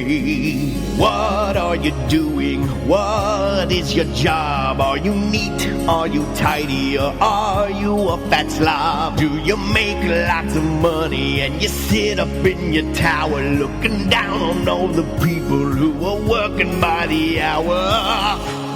It's a Weird Job Wednesday. Just another Weird Job Wednesday. Oh yes, it's Weird Job Wednesday. Just another Weird Job Wednesday. Thank you, Tom. Thank you. Weird Job Wednesday brought to you by Modern Plumbing Industries. Hey, I got to call them modernpi.com. Use Tom and Dan promo code for 10% off your service when you talk to them. I got problems. So I got poo-poo problems. Got to call them. We've got Jason on the couch with us. How you doing, Jason? Pretty good. How are y'all? And also Jimmy on Zoom. How you doing, Jimmy? What's up? So I guess we'll start with you, Jason. So tell us about what your weird job is. I make custom jigs for a living. Okay. I also do landscaping, but on the side I do my custom jig business. Okay. And what is the name of your custom jig business? Naughty Reels Outdoors. Hey, I get it. Naughty So, Reels. yeah. So what is a custom jig? It's a bass jig. Basically any weight, 3 ounce, quarter ounce, swimming jigs, flipping jigs, anything you need to get you wherever you need those bass are. So it's a fishing lure. Yeah, so specifically for bass, they have them for crappie too, but they go down smaller in size. Okay. Why did it get the term jig? Does anybody know that? You got I might me have on to that look one. that up. Yeah. Hold on, Jeff. It's on Google. I'm gonna look it up. How did you never look it up? This is your Listen, business. I started during the pandemic when I couldn't find anything. It got ridiculous, so I just started making them. Okay, so and- what are they consisted of? Like, I know bass lures where like it's either a little minnow, there's shiners. Okay, here's what I'm gonna guess. Now, jig is an old term for a lively dance, and because this dance is on the top of the water, I'm gonna guess that's why it got its name. You Okay. fish these down at the bottom. Oh, these are Oh, okay. yeah, So okay. anyway, Basically, but the fact that it moves, You jig them. Okay, yeah, basically. so dancing. Yeah, dan- that's what I'm gonna Yeah. guess. That's why it got its name. Yeah. You Okay. dance it on the bottom, basically. So That's what you want to go with. So what's the difference between a jig and then is a minnow like I've seen the minnow ones that like Yeah, those are soft plastics. Okay. These are made out of lead. They're poured from lead, and then we tie skirts on them. You Okay. get 3 to 4 skirts, it just depends on your specifications. Okay, so go through what makes a good jig, and then when you said you started this during the pandemic, basically the internet was sold out of Well, just fishing the lures. stores basically. You Okay. go in the stores right before they shut everything down, and I couldn't get anything. It was just a problem. Because everybody was out fishing because people Everybody were like, turned into fishermen, and Yeah. I kind of did too. I was basically saltwater, and during the pandemic, I just got tired of driving. I don't know if everybody was out fishing or if everybody was just out buying all No, the they were fishing buying. equipment. Yeah. You know what I mean? Like, I That's didn't exactly see what around happened. here, Lake Baldwin, Yeah. it wasn't like you couldn't stand on the edge because there were people like it was like everybody just bought Yeah. this stuff because everybody did decide, well, I'm going to so buy toilet paper, fish. People started buying it, and everyone's like, "Oh my god, they're buying it all up!" all the gas. Yeah. So there's probably a lot to do with Yeah. there's like, oh my god, they're buying. I'm not going to be able to find it. They're buying Yeah. it up, but they never fish because their old lady yelling at them, and Yep. they're like, they got no time. Plus, it's hot, Yeah. and they're morbidly obese. Like you look like a fisherman, but I've got most of my friends that are bigger guys. They'll stand out there for maybe 20 minutes. So, Jason, explain to me how to make a jig and what's considered a good jig. First off, you take your lead, you melt it down, pour it in a mold. Now, is that dangerous because Okay. of lead and lead poisoning and all? Or? Yeah, you want to be in a well-vented area for sure. It's not something you really want to breathe in. You're sitting there in your guest bathroom, melting your lead, So you're out in the garage. pouring it over the toilet, and a little falls in there Okay. and stains the bottom of your toilet. So you get some lead for weight, and then Right. all right, what's next? From there, you go, you cure it, and then you paint it. I do whatever colors you need. I airbrush everything, Okay. and then I hand tie 'em with braided line. Instead of your basic what's in stores, your copper wire, your wire tying, everything is handmade from beginning to end with me. Okay. So you got some lead weights, and then you said there's a skirt on there. What does that look like? It's supposed to mimic what? It's a doll for fish. It's a little doll for fish. Yeah. It's supposed to mimic crawfish. Okay. And then you have swimming jigs as well. Those imitate bait fish. So I mean, it just depends on where you're at in the season, what's spawning. If there's shad spawn, you want to do maybe a swim jig or something. You want to throw swim jigs down a grass line or something. You want to swim those. Oh, by- Jimmy's got one. Hold on, he's holding one up there. Hold on, Okay. I got to go to Jimmy now. Yeah, Look- there you go. Jimmy's Yep. got one. Appreciate Jimmy sitting there patiently, and Yeah, he's yeah. like, you know what? Yeah. Rather than hurt the conversation, I'm going to help the conversation Yeah. by Yeah. bringing in like a visual aid. And we'll talk with Jimmy in a minute because his company's Heartland K9 for veterans. Heartland K9 for veterans. Yeah, we're gonna You want to talk about that now? Yeah, we jump could- over to that. So when you started this business, did it take off automatically? How'd you market yourself? Just basically through Facebook. Just, I made some and then just put them out there and just slowly started building. People took a notice to it, and then from that I just built a website, and I had some other fishermen reach out to me, wanted to start like a pro staff program. I started that, and now we're here. We teamed up with Heartland. Now, when you say you built the website, you mean your nerdy nephew that No, just graduated? You did it. 100%. Everything is done by me. You built the website? How'd you build it? I have no idea, to be honest.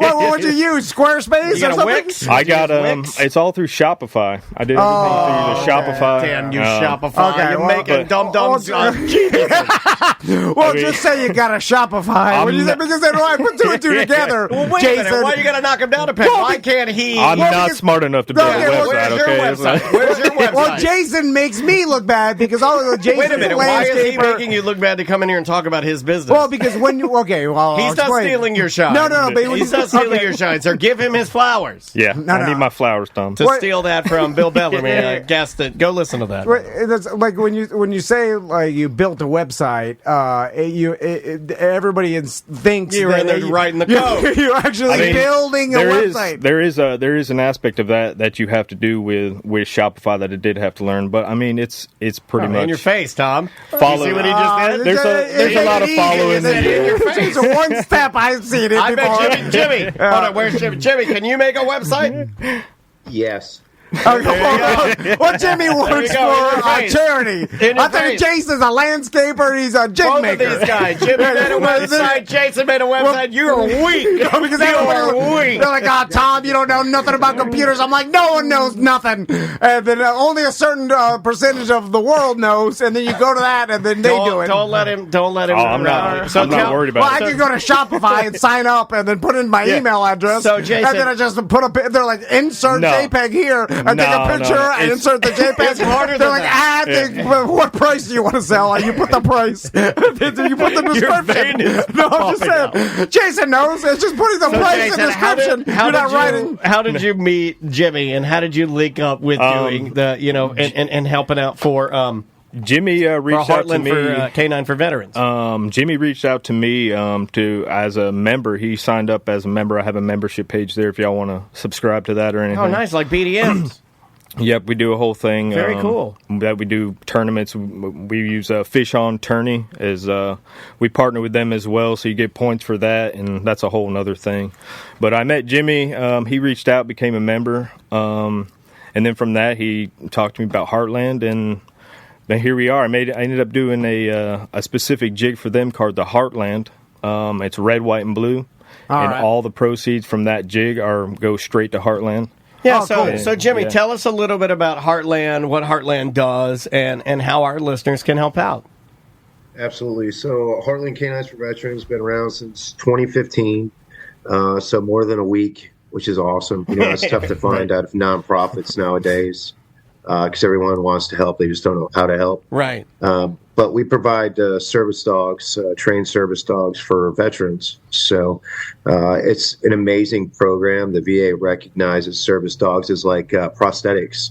So Nice. the ability to give veterans an avenue that can keep them from maybe using medications Sure. and put them back into public and back living their life. You know, it's amazing. I've got my service dog here. She's laying down by my feet. Aw.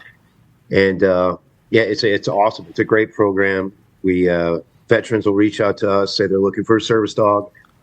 So we kind of vet them. We make sure that a service dog would be good because obviously we want to look out for the dogs too. We want to put Sure. them in a good home to be a good team member.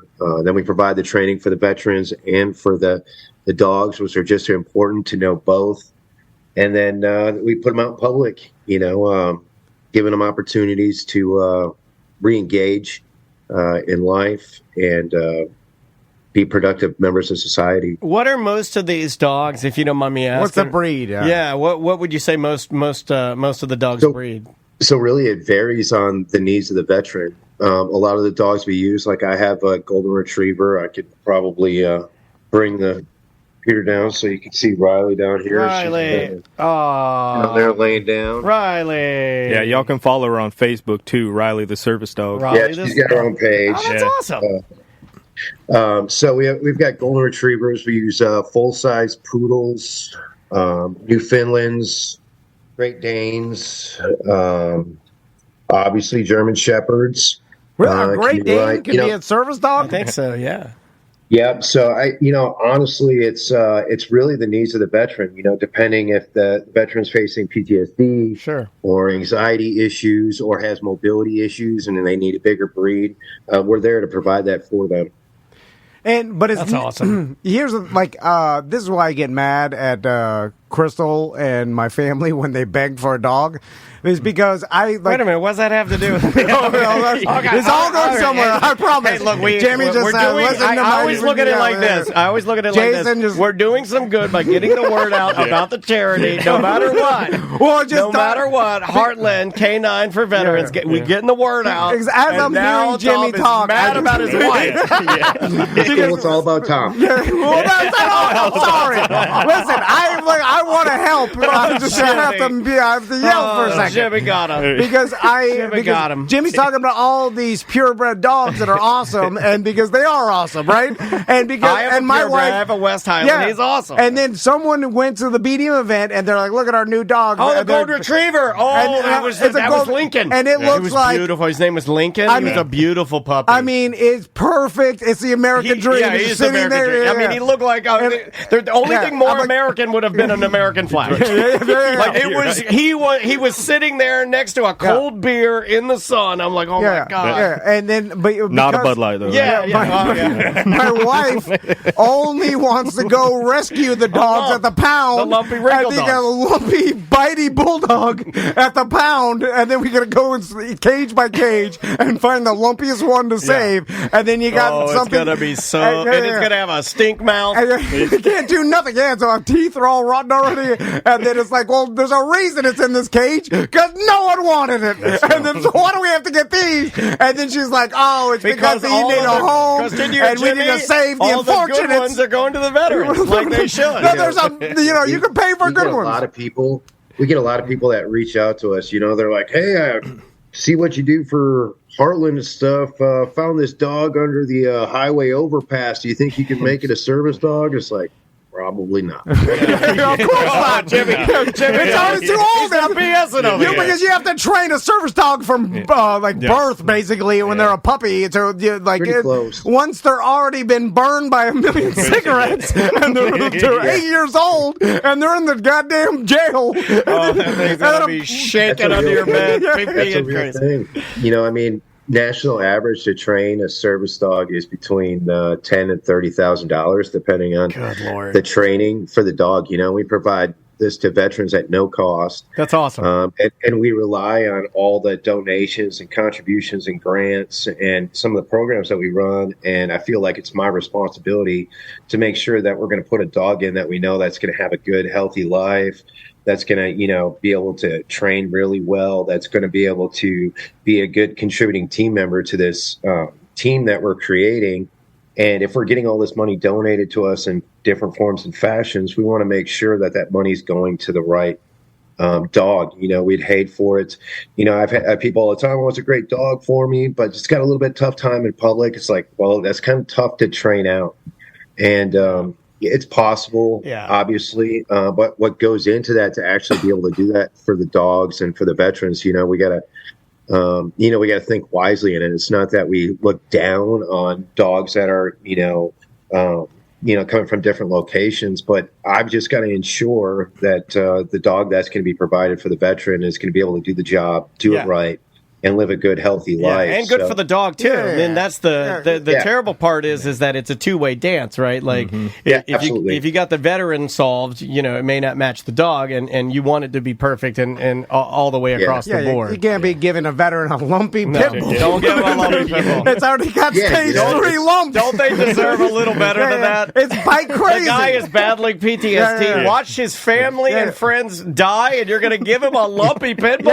No, sir, not on my watch. Not on my watch. Sometimes you have an unfortunate life. That's life. This is the lumpy pit bull. It had a bad go at it. It just can't be saved. Now you just leave it in jail. Now you could make an argument, though, that it is your duty to take those lumpy pit bulls so the soldiers can have the better dog. They're not there. The soldiers can get their. And then the soldiers look you in the eye. No, and it's their Jimmy's chance to doing it. ask you. They say thank you for your service. Thank you for taking the lumpy pit bull. Just leave the lumpy pit bulls where they're at. I'm sorry, they can't be saved. And my wife just wants to save them all. Like, we want this dog. You're getting one. You're getting one for sure. So we do have Greyhound. a good trainer that does do, just normal obedience training. Service dogs are really specialized. So out in the world, there are 3 different types of dogs. You have service dogs, and you have therapy dogs, and you have emotional support dogs, aka pets. Gotcha. Oh, And- yeah. Get them. So, Get them, Jimmy. yeah, We and know. I'm telling you, I'm pretty vicious about that. Just because when I go to the Cracker Barrel and I see Aunt Susan feeding her Chihuahua French fries off the table, it's a service dog. It's like, no, lady. I didn't know class was in session today, but it's time to talk. And I tell Slap that French fry. Pour icy on her head.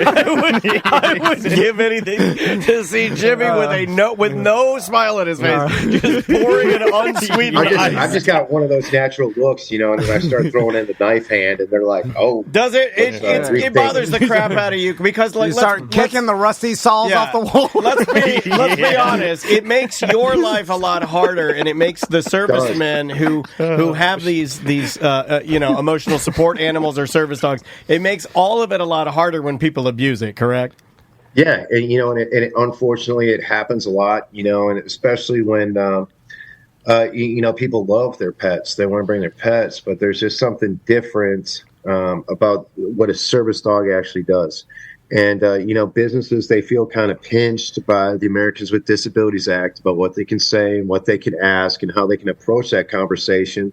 So I just tell these organizations, believe in us, have us do that conversation for you.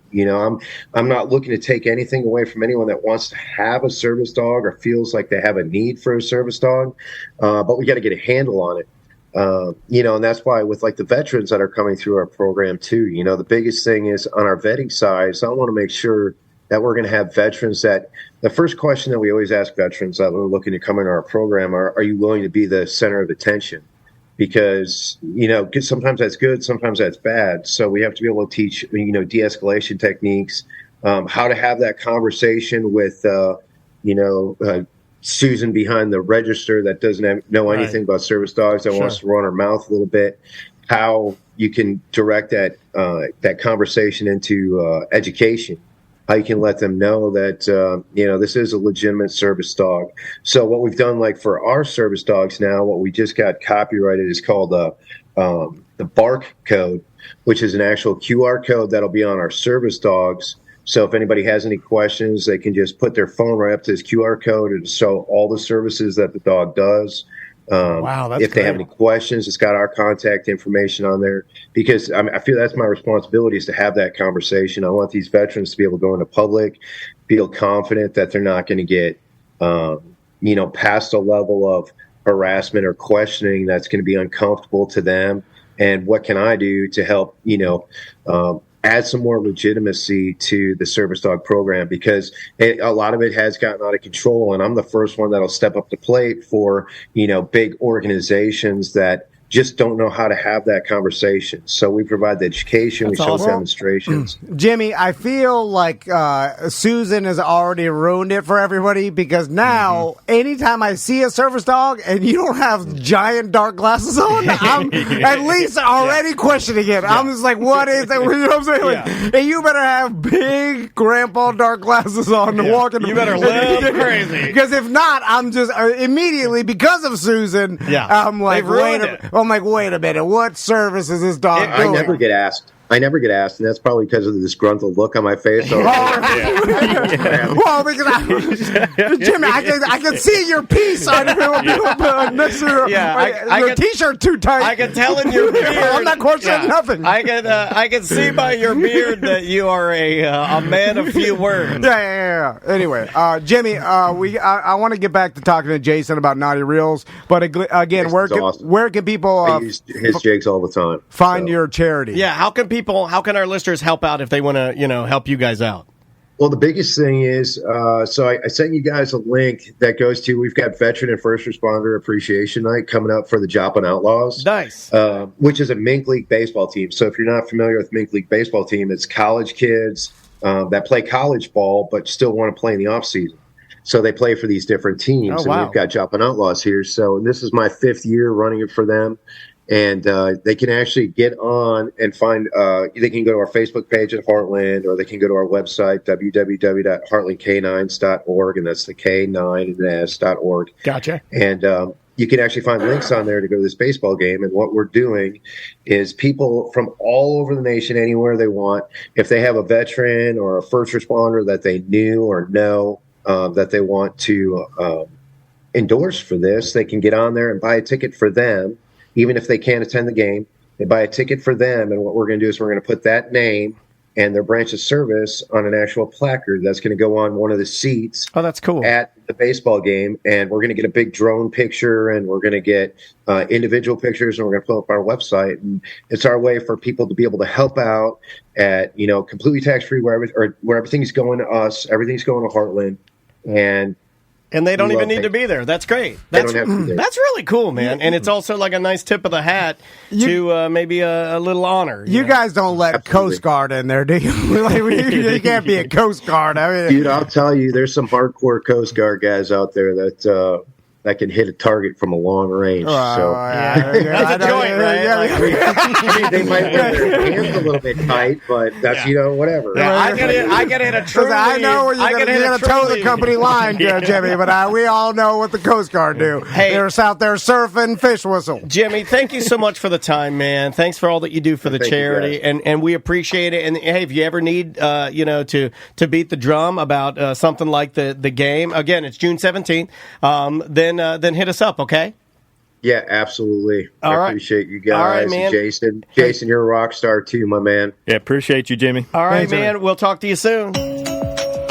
I have a feeling that some scientists internally knew this was BS, and there's government scientists that knew. There was lots of I completely smart believe people that knew, and then probably were trying to. They don't do that, but you're probably right. I mean, the cigarette companies knew. At a certain point, they were like, "This is killing lots of people," and they turned a blind eye to profits. But that's the job of the corporation. So I kind of don't even believe. The corporation is supposed to make money now. That's for them to sleep at night knowing that they probably killed millions of people marketing to them that smoking was somehow good for you. Right. And in the 20s or 30s, 50s. The lobbyists, sure. But that stuff happens a lot, I'm sure, right? And will continue to. Yeah, but they expose it faster. I feel like we know a lot more information because it comes straight to our phone. Yeah, I would agree with that. And we're talking to each other on social media. We also question a lot now. So, I think people would question it quickly. This one's about fire sauce. Tom, Dan, Sam, BDM Mike. Dan, absolutely agree. Taco Bell fire sauce is top tier.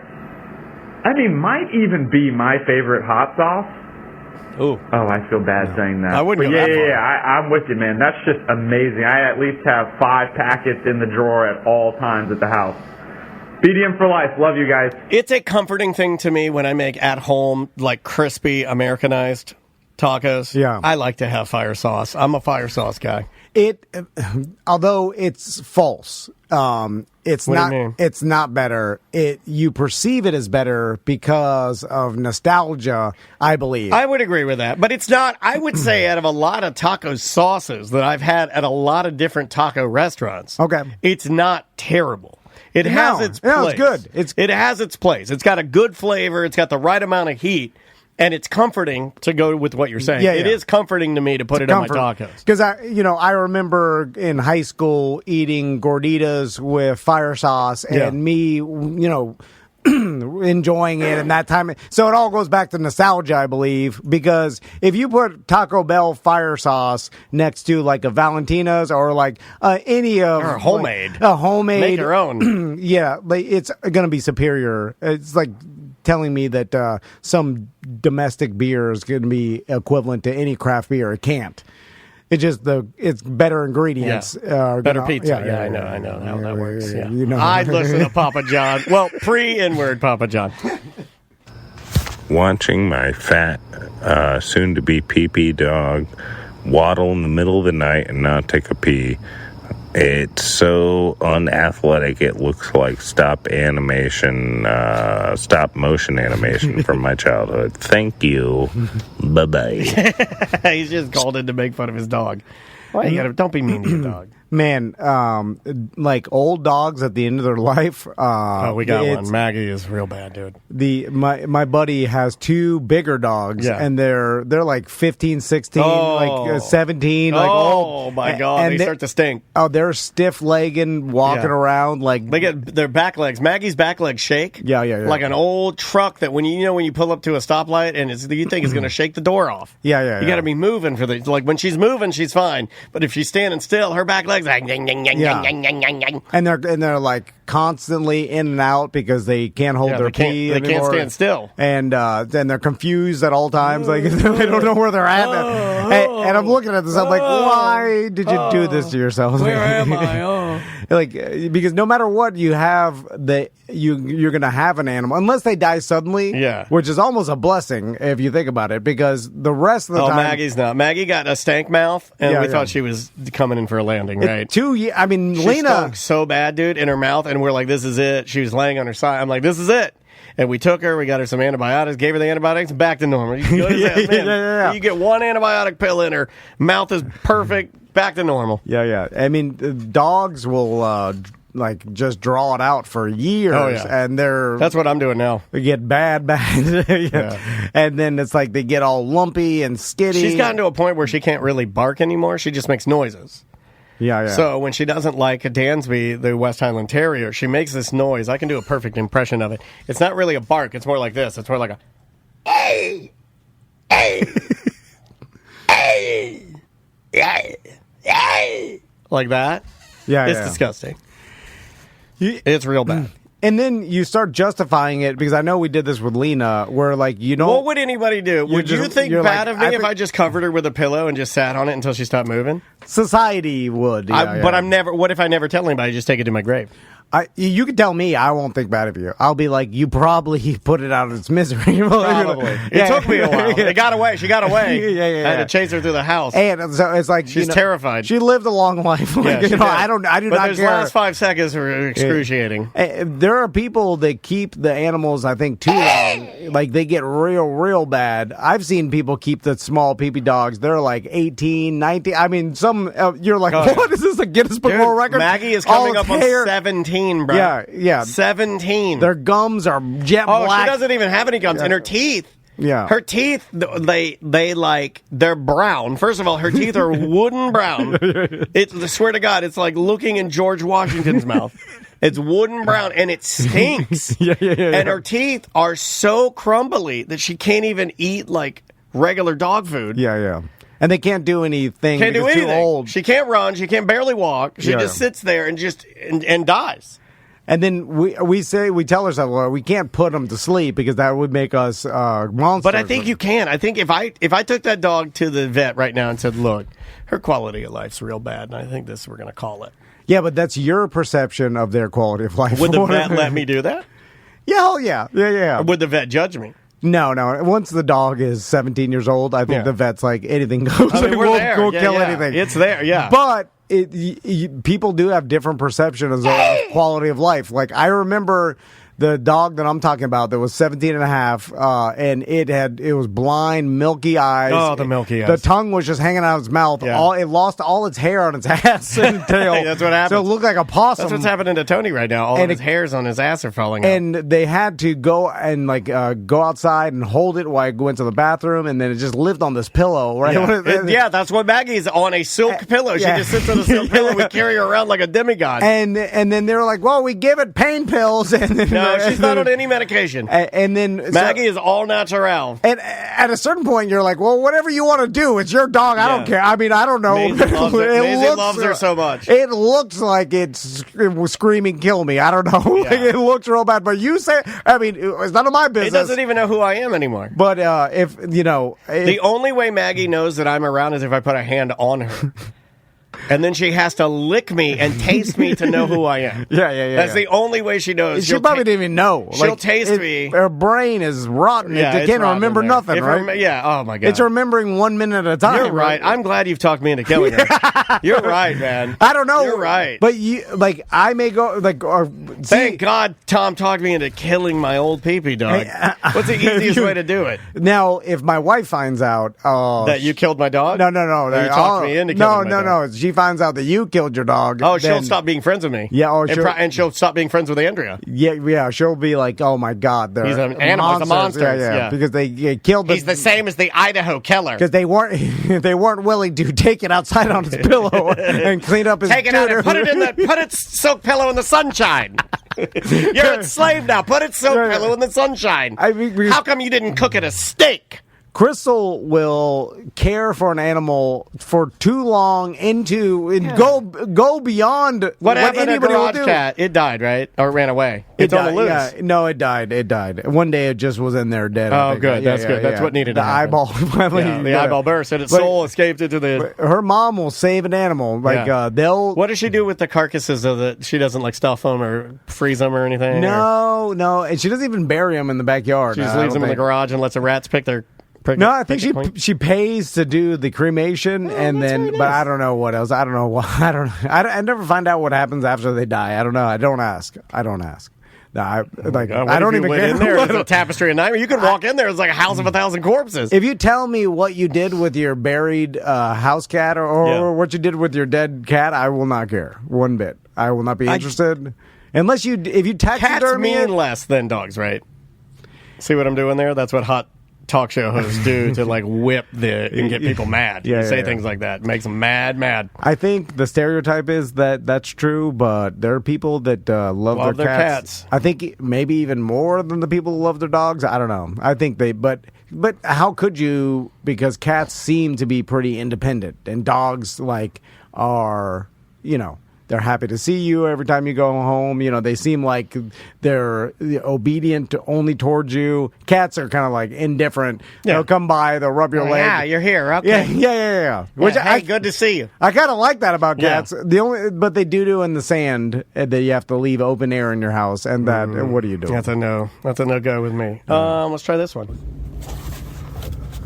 So, weird thought. I was watching TV the other day with my son. Oh, no, that's the invisible guy. God, we got a lot of those, and I think I deleted the wrong one. Remember the guy? Oh yeah. A lot of people like pretending that they are invisible. It's like I think it's a dream that everybody sort of thinks about. Let's go here. Hey, Tom and Dan, it's Zach from Ohio.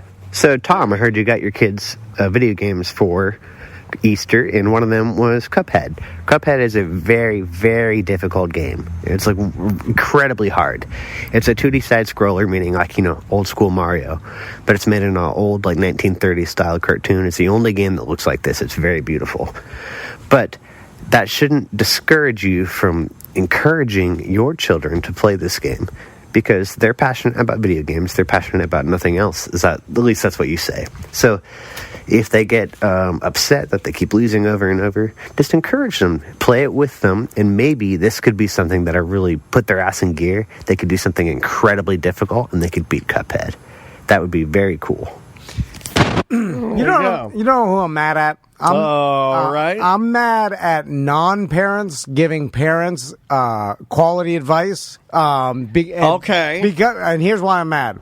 Is because we know what to do to make them better. That's You true. understand? But it's a lot of work for us. Yeah. So you're saying, you're like, oh, you know what you should do? Take The your implementation of it is, my God. Take your kids to the park and run with them and exercise and make exercise And they'll be fun. Michael Jordan. Yeah, of course they will. Encourage your kids to play difficult games, and then if they fail, You should read with your child for 30 minutes a day. Yeah. Read with we know it's too hard to do. It's very hard. I know how to be a fitter person, a smarter person. I know how to make more money. It all's hard work. I also know what I have the capacity to do, and it's not what you're talking about. You want me to tell you how to wrangle better turns? I'll tell you. That wasn't nice. That wasn't nice. He didn't deserve that. I'm just saying. He didn't deserve that. I'll tell you. You're lashing out. You lashed out a little bit.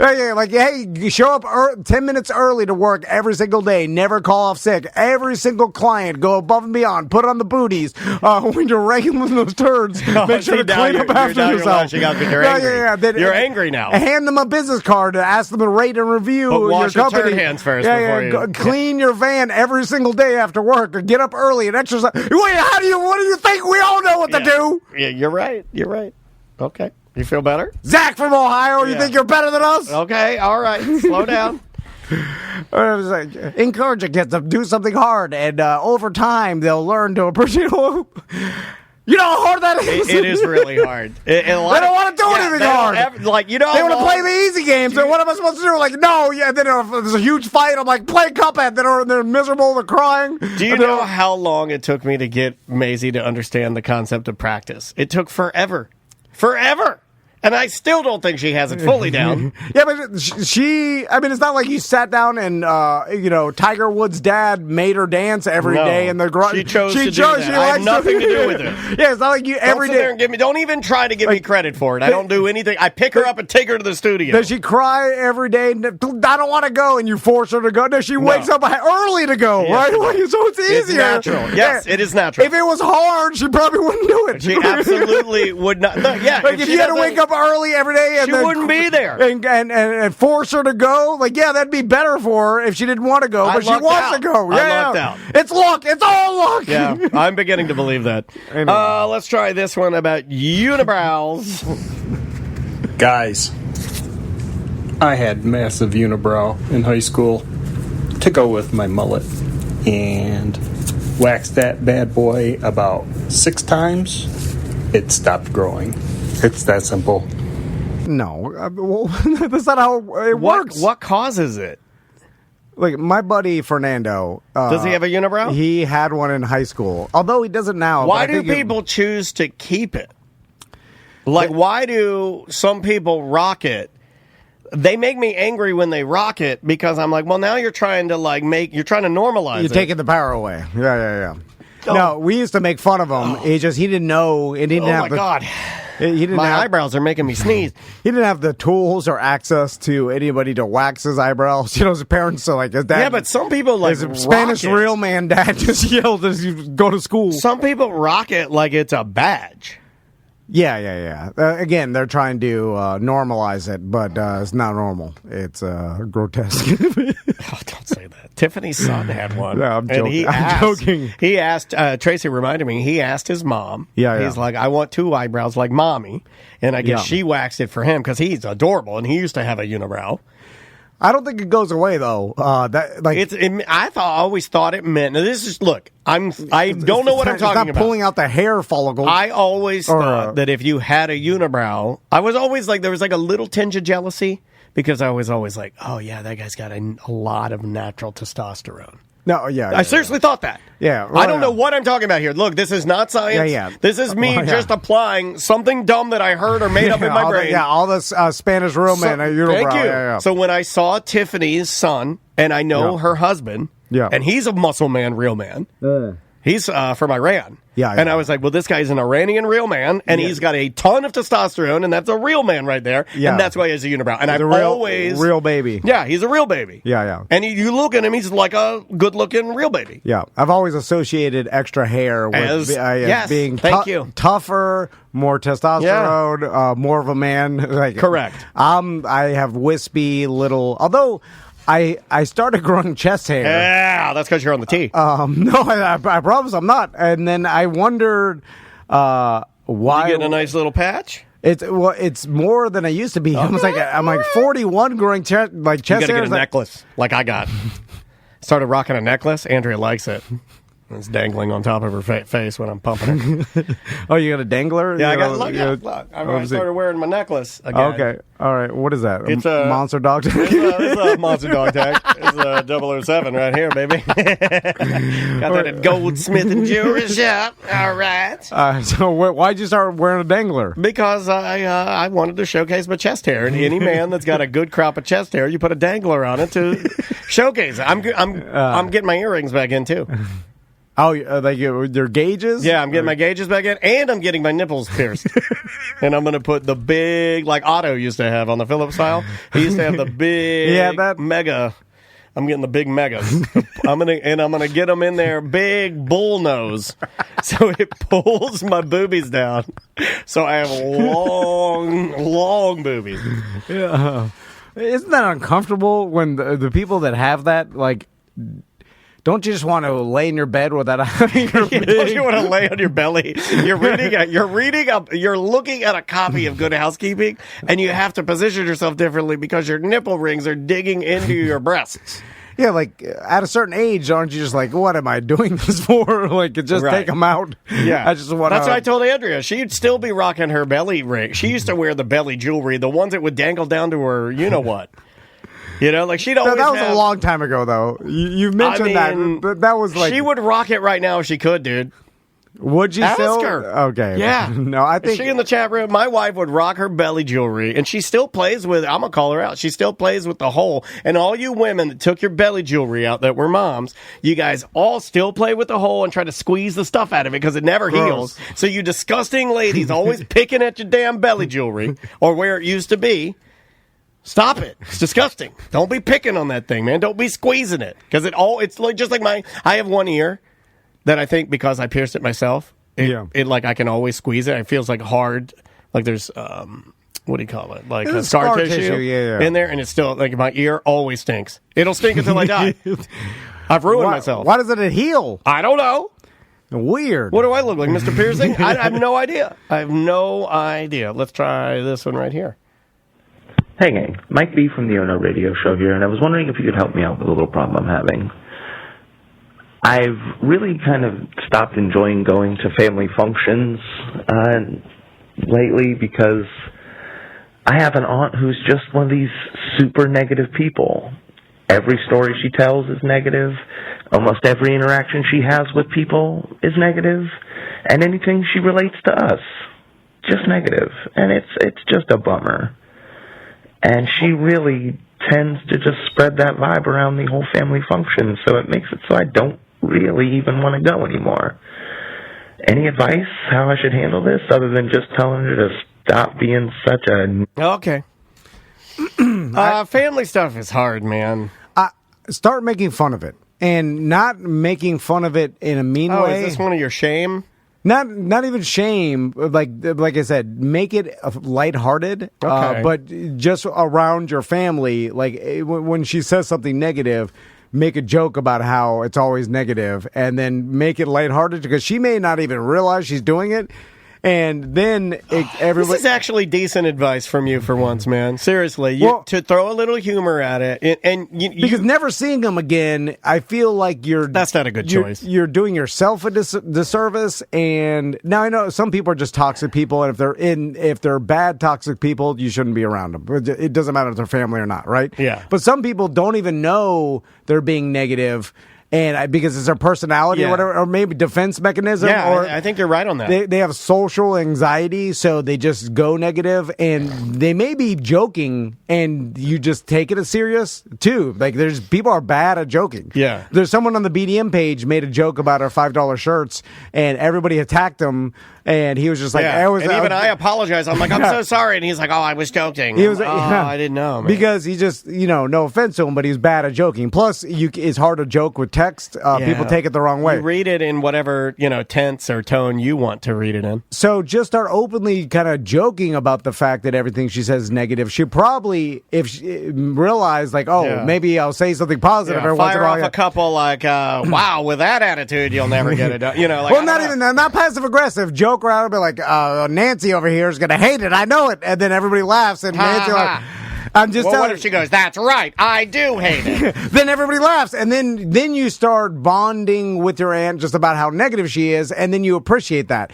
Like, you kind of Next thing you know, you're storming the Capitol with her. She convinces you to hate everything. You're running in there. You got your water buffalo hat on. You walk out with Nancy Pelosi's laptop. Like at a certain point, like maybe just stop wanting people to be how you want them to be and start appreciating them for who they are. And they are your family. So then if you start appreciating that and joking about it, unless they're toxic and really negative to be, because then it could be like I a hate mentally seeing ill people thing. like say, I have multiple people. I can think of 2 right now. I won't say any names. Friends of mine who don't talk to their brother or sisters. Like, I have 2 people I'm thinking of that are like, I'll never talk to her again. And I'm like, man, as a person, as an only child, right, with no parents, I absolutely despise that. Sorry, I'm going to be serious for a second. I hate that. I would cut off one of my hands to get a couple seconds with my family again, the close family. I know you would too with your brother. Of course, yeah. So when I hear these things and people are like, I'll never talk to him again, and you're choosing to do that, I feel like you should work as hard as humanly possible, like you said, unless the person's inherently no changing toxic. Yeah. But man, I just feel like you should try a little harder to make it work, because that's all you got. Is your family. Yeah. And when it's finally gone, or like when you can't talk to them again, even like imagine not being able to disagree with them again because they're dead. And also, I realized like so many people get this polarizing thought in their head that anybody that doesn't think like them is like somehow the enemy, and then it's like you can get along with anybody and but take them for like they don't have to think like you, but then joke around about how they don't. Like if even if it is political and someone's real right wing or left wing, just make a joke about it, and then they all what I'm saying, it's still the person. You know what I'm saying? Like it doesn't encompass their entire personality. Right. Yeah, you don't have to get pulled into it. Yeah. And keep it again, on the surface. Some people are too far gone. That's and true. are if they don't do anything positive for you, but by just cutting them off, a lot of times you're taking away the option of like, can you make this fun in a way? Yeah. Like, can you You're make right. fun of it? You're right. That could bond you anyway. See, look at us. We're good guys. Yeah. I mean, again, it'll never work. Yeah, you might as well cut 'em out. You might as well delete their It'll number. never work. All right, we will see you tomorrow. Welcome to A Corporate Time with Tom and Dan. I'm Tom. I am Daniel Dennis. Kenny 27-year. I am Daniel Dennis, 27-year broadcasting veteran of Orlando's airwaves. I thought you were trying to do the Ed Till, like Daniel Dennis. Dan Kathy Taylor's in the newsroom. Very intelligent for a black woman. Was that? He said that? He said it one time. One time he said that, and we were like, "Oh, like, don't say that." But it was the end of the 90s, so it was fine. I don't think he meant to say it. When I was producing a show, we were in the same room, kind of like how we are now, and I sneezed, even though my mic was off, and I sneezed in the middle of his rant. He was like, "I'm sorry, is this my show or is this the Ed Kenny did? show?" Yeah, You worked with Ed? Yeah, he started yelling at me because I sneezed. When did you work with Ed? When he came back to Orlando to do like mom and pop stuff, And he like, was an AM working station. at the Wolf. No. No, it was the one that Shannon Burke worked at for a bit when they had the billboard of him and the guns. Yeah, and it said, "Would it kill ya?" And it had the microphone smoking. And I'm like, that's tasty. Ed Till was his lead-in, and Ed I was Till his producer. his lead-in. Okay, what year was that? It was like 2010 or something like that. Yeah, it wasn't that long ago. Yeah. It wasn't, I did it for like 1 month, and I'm like, And he this yelled is at you? awful. Yeah, he yelled at me. Oh, I'm sorry. And then once the mics were off, nicest guy in the world. But when the mics were on, absolute D-head. Well, that's his That's a shtick. Yeah. That's everybody's got some sort, especially the old radio guys. Yeah. Some would say yours is bumbling idiot. You know. Well, I don't know what. I don't know how much of a shtick it Angry, is. scared guy. It doesn't bleed over into the DMV. Like, what is that? Anyway, I'll tell that story on Friday's Free Show. Anyway, We'll see you at the Friday Free Show. So, Kenny, how you been? I've been doing well. I actually got an email scam myself, like similar to what you got that you guys were talking about with Sam a while ago. Okay. And it was phrased very weird, and I saved it. Now, I won't say exactly what it is, but basically they're trying to blackmail me. They said that they caught me on a webcam. Yeah, but this is believable for you because we got your voice message. Not even last week. We were talking about a woman ripping your like leather bikini off, and you didn't have anything to cover cover you, and then I had to edit you because you're cursed on our airwaves, and we know you're sexual deviant. Well, it said, okay, if your relatives spotted you doing your exciting deeds, what reaction would they have? You are doing incredibly hideous deeds instead of pursuing self-improvement. I thought it was exciting. Yeah, no, but Hideous deeds? Yeah. Hideous deeds. Oh, that's the name of the beer. But you know what? I feel that's a great name, dude. That is a damn good name Hideous for a Deeds. beard. Hideous deeds. I do feel like anybody listening to this right now, if you're listening to my voice right now, picture yourself doing that one thing. Hideous deeds. It's hideous. Well, I don't want anybody seeing I don't that. want anybody. I have caught myself. You ever caught yourself? What do you mean? Like, you just In the doing something, reflection? and did you see the reflection, and you're like, well, that's over. No. It's hideous. It's a hideous deed. Well, here's where it takes a turn. Your vile hobbies, which I saw via your web Hold on, camera. that's another great beer name. Vile hobbies? When you J off, well, I'm not going to say the whole thing. Whoa, that's rough. Okay, well, when you say have really Jaying off sounds horrible. But she goes, when you do that, have really impressed me. I'm like, You have impressed me with your hideous deed. Very impressed. All right. and I'm like, wait, so are you threatening me? Or are Rock you... and roll, hideous deed. And then I'm thinking, wait, are you telling me to pursue a new career? Like, I think you are a hideous deed man. Very anyway, nice. they wanted me to send like $1,200 in crypto to a specific address. Why always crypto? Too hard. If you had asked me to send money, I could send money. But I don't even know how to do the crypto I thing. go to Western Union. And I can send wire you some money. I can send you a limited edition M&M NFT. You know That's that all I have. Western I have an Union- M&M Stan NFT. You know, Western Union has a website. You don't have to physically go somewhere to do it, right? Well, why they have the desk? I didn't know that. Well, what do I print out my own? That's if you pay in cash. No, all you need, like when you do it via a website, because I have family overseas, and that's how I send them money sometimes. And Where's your family overseas? Thailand. Oh, very cool. Indeed. Yeah. And then, Where but all yeah. the perverts are. Yeah, of course. How much money do you send them? No, they're just family. So it's just like if they live over there, it's, like $100 gets them like a 1 month of living over there. Well, that's a lot. God. Send them 1,000 then. You're loaded. I mean, hook them up, man. Yeah, $100 bucks. Yeah. These people need food. These But perverts. all you do is. All you do is when you get it, you basically just get a claim number. You just give them the claim number, and it's attached to their name. You ever seen a razor blade show? Because Because he mentioned Thailand. Tell me one other thing you don't think have of. that. There's only two things people think of when you say Thailand. People go food, razor blade show. Well, and transvestites. Yeah. The girly boys. Yeah. They're called Lady lady boys. boys. Lady boys. I wasn't going Girly to say boys. that because Yeah. you can't say that I don't think anymore, you're supposed to Kenny. say that. That's why I said girly boys. That's another good beer name. Girly boys. Write that down. So what else, Kenny? I know. Yeah, so I last time I was here, I talked about me being on a Starbucks commercial, and Oh, no, we didn't get to like really dig into it. Yeah. So they're promoting their new summer line of drinks, and Yeah, because everybody wants a flaming hot drink of the summer. It's probably iced coffee. yeah, it's right? like it's their fruity Coolers, like coolers, coolers and freshers. Ooh, I want a coconut fresher. They did a shoot out at Wekiva Springs, and I wasn't what they called the feature actor, but I was a reactionary extra, which You means look too Middle Eastern. That's what that. which mean well, it was That's what very, happened, right? It was multicultural. It was Yeah, you it got to was- have everybody represented, man. Yep. So I was a part of like this party, and they're at What like are a you? lakeside, and You're like Muslim Asian, right? I mean, I'm half Asian, half like Minnesota white. You do kind of. I could. Yeah, this is man. You are a unicorn at these shoots. I'm telling because you got a little bit of everything. Plus, you're a tall drink of water. Mm-hmm. I would want you on my set. So I'm my whole role is the whole thing is people are hanging out at a party and they're missing someone because someone shows up with 4 drinks and then they're like, hey, where's this 4th person? He's been murdered. He's on the other side of the lake, and it's like, oh, he wants it so bad. He jumps in full clothes, and then I need that fresher. So I'm part of the party that's there, but I'm already splashing around in the water. Well, they gave me this Pervert, this I knew pool it. float. Well, so it's in Wekiva Springs, by the way. Perverts get the pool first. And They hide their boaters. the call time was like 6 a.m., so they wanted us to jump in the water at like around 7 a.m., and this was about a month or so ago, and it was freezing, and we were like, And then basically, I'm not gonna have a venti. we have It's also spring water too, which makes it extra cold. yeah, and you're there for like 2-3 hours at a time. So I may or may not have peed in the water, like just because you can't get out. Like they're just doing shit. I knew it. I called it.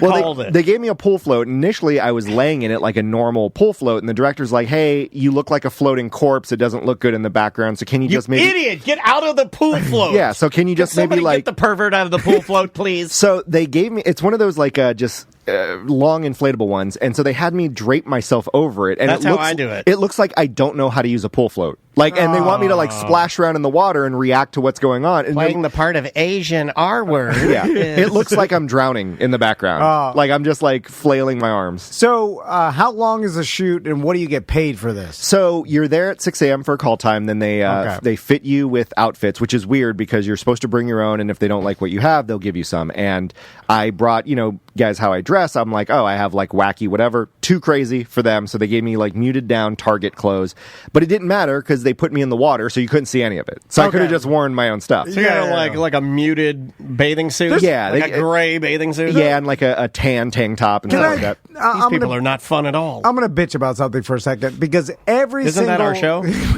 every production I've ever been involved in, including this one, even no, not this one. This one's bare bones. In fact, we could put a little more effort and buy a little more stuff for this. Not me, I'm exhausted. But I'm saying there's such a tremendous amount of waste of money and time. Oh my God! Yeah. With when you're recording a TV show, a commercial, any sort of big production, they're like. They dress all the extras and they're all underwater. No one sees but someone sent a runner to Target to get every size of bathing suit. Yep. So so now they have every size male bathing suit for any possible extra that no one can even see anyway. And in case something happens, you have multiples. You have 2, 3, 4 different. Oh, yeah. And then you spend all day shooting and all these different angles or whatever. They use 30 seconds of footage, and then they pay people that are not even in the damn shot. Like so much waste. And then like if you're not seen, I wouldn't pay you. So basically, we were at Wekiva Springs, and it's open to the public. So what they had to do was almost like section it off and do unique angles. So the people that were paid to be there are in the shot. Anyone in the background had to just sign a release and not get paid. So it ended up being where they got a lot of jean shorts, right? Well, and a lot of like, oh, wait, they're doing a commercial, and they're all like pulling out their phones. And I like Dunkin' Donuts. America runs on Dunkin'. Yeah.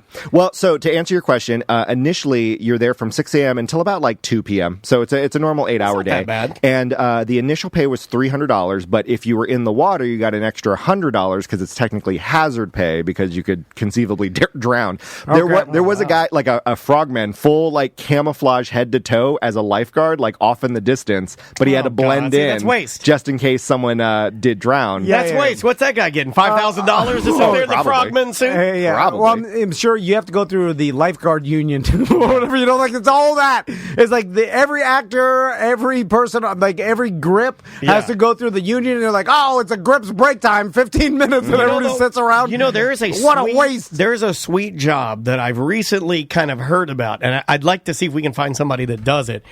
I think there's a specific type of EMT where if you get to a level or work for a certain company, that you only do like events, like acting stuff. Like you only do like shoots. Yeah, like shoots and events and celebrities. Because they have to have for insurance purposes, they gotta have an EMT on, so you just go. And you do nothing. You literally do nothing. Dude, at the Guardians game, they have to have, paramedics on, for the game, whatever. And the guy's just sitting, remember I got my suntan lotion or whatever? The guy's just sitting in the office. He doesn't do anything. Like, no one's getting hurt. Saving anybody. And that's separate from the actual, ambulance and paramedics that I have on field in case of football player. Right. Like, this is just for the spectators, and no one besides from maybe an old granny getting heat stroke or falling out, or someone fainting or getting too drunk. Like, the person's doing nothing. Were you shirtless? Yeah. I had to do the whole thing where I'm in the water, just like because it's got to be as natural as possible. Gotcha. So I'm in the water, splashing around, reacting to everything that's happening, and the crazy part is like this may never see the light of day.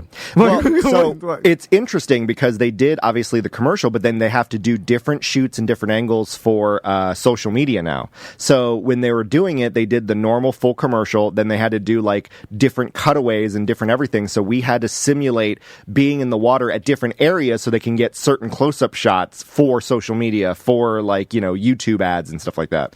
See, the marketing of that, it fascinates me to how the giant corporations quantify this marketing and if they even attempt to do it. Like, I always thought that with they TV didn't- commercials, it is interesting to me that you said they got specific angles for social, because I would imagine they would just take the professional version and then edit it and just put it out on TikTok or Snapchat or whatever you want to do. But that probably doesn't work as well. You probably have to shoot it specifically so you get, it's kind of like us. If we take our, we get complaints from some people that say, well, you guys take your normal show and you just cut it up and put it on YouTube. Yeah. And we need it smaller than that. We need it more digestible. And I'm like, well, we're just not that. You know what I mean? Like, that's not us. Because especially the main actor that jumped in the water jumped hundreds of times, and I kind of almost felt bad for him because he had to keep getting out, drying off, jumping back in, getting out, drying off, jumping back in, and then they got shots from far away, they got shots from close, they got one of those underwater cameras that was getting like jumping over shots and stuff like that. Yep, it's too much. They don't even need all this. You don't need to have the guy jump in 24 times. Just do it one time, you got it. And I think they do it on purpose to justify how expensive it all is. I wonder if it has to do with the product. I wonder if these, quote, let's say they're called refreshers. Let's say that this Starbucks refresher is amazing. Maybe they shoot it one time.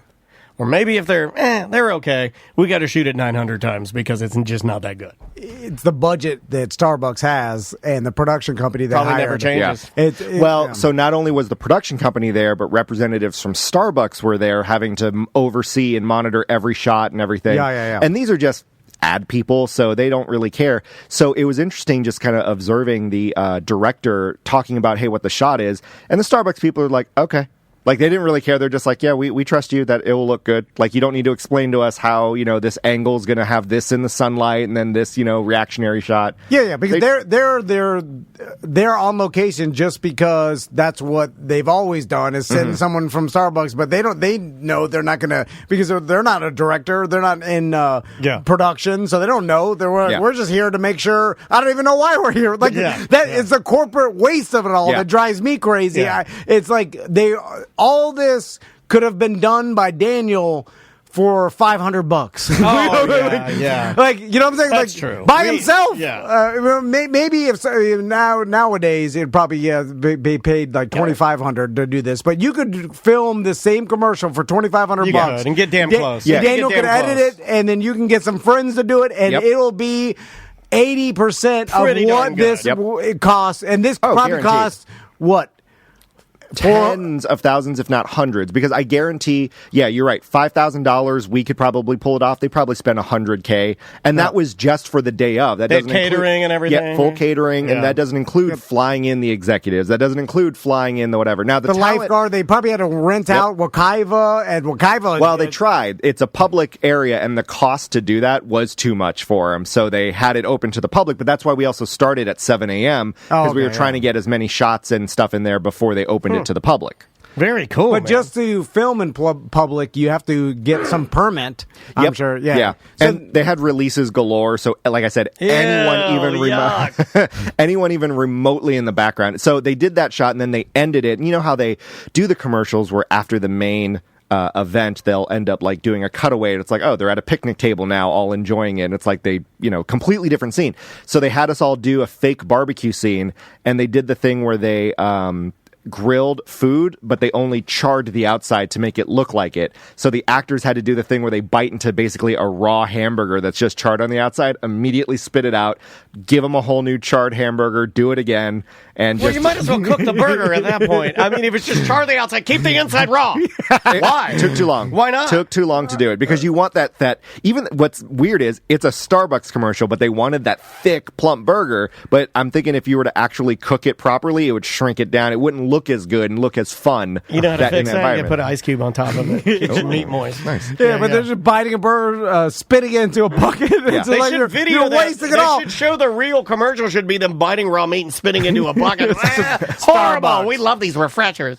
You know, get this taste out of your mouth. Starbucks refreshers. Yeah, that's what I'm thinking. It's just all such a waste of money to It's me. all fake. Yeah, It's yeah. just all fake. Well, just make your drink good and and say, then- hey, we got this drink. Well, Try them. and what's crazy is even though they gave me the outfit to wear, they still gave me like $100 stipend for bringing my own outfit. So I basically got paid $500 just to swim around and pee in water for all day. Yeah, it's awesome. You know- Look at a frog man. I don't know what made me think of this, but with just how the whole system is set up, and like this is the way it's done. I always laugh. And, Not to Mr. Beast. He changed the game. You're right. I get mad about now, but now with YouTube, the way it's done is the way Mr. Beast did it, and that's what other people are going to mimic forever. Well, you know what I'm people saying? are learning that the way it is done is just the way it's done. It can be that, right? Yeah, I mean, yeah. if you want to do it a different way, Well, and I mean, you can become rich you doing even it. start like Applebee's, you know, that country song that came out about it. Applebee's just made a commercial where they just took 30 seconds of TikTok clips and just edited it together and goes, "Hey, this is our commercial."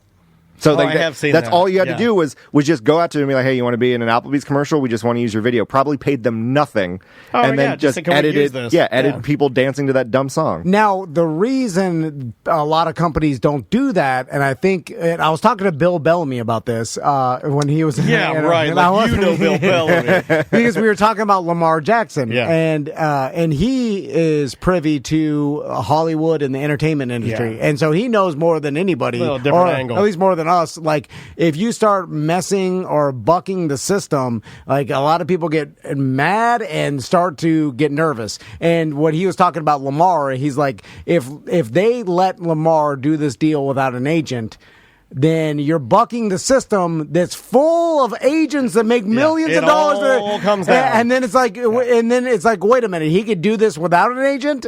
So he's like, some of the pushback may be, of course, they could do it without an agent. Please don't change the game. But if you change right. the way it's done, a lot of people are mad about it. And then it's like, wait a minute, like, well, I don't have to pay this guy 1% or whatever, or 2%, and or like it, maybe it doesn't have to be done the way it's always been done. And there's a lot of resistance against changing the way things are done. I agree with so that. you start doing cheapo commercials, and they have just the same success. That's a lot of money in production and actors and like the lifeguards that get these gigs, and I'm sure the security guard, Tons. the local cop that you have to hire to It's be on 1,000 scene. people, right? Yeah, Wow. yeah. And it's a little weird thing too, where like, let's say you're right, you can do it on the cheap and do whatever, but the moment you try to do it legit, you almost have to spend that money because you don't want a scenario like Michael Jackson getting his hair caught on fire. You know what I mean? Like you have to have the security, you have to have the lifeguard, you have to have it because God forbid Starbucks goes in the news because they didn't have a lifeguard, someone drowns in one of their commercials, Oh, they're and now screwed. Yeah, they're yeah. screwed by millions of dollars when they could have spent $1,000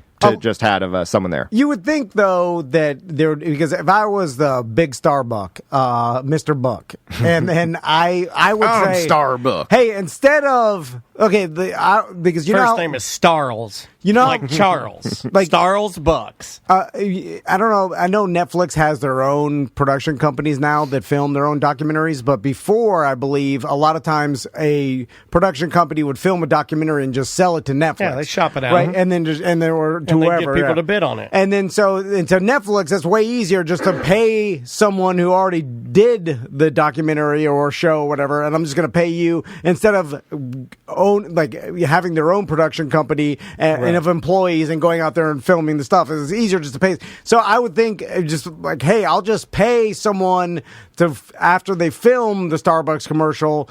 And the best one, I'll just pay the. You know what I'm saying? Like, Yeah. because then it's way cheaper than you going out and doing it yourself. I guess they already do that. Like, Starbucks is just hiring a marketing agency. They probably do both. Paying a company. Most do both. Most do a little something internal, and then they also go with bigger agencies to get stuff recorded and done. Because then it wouldn't be on them.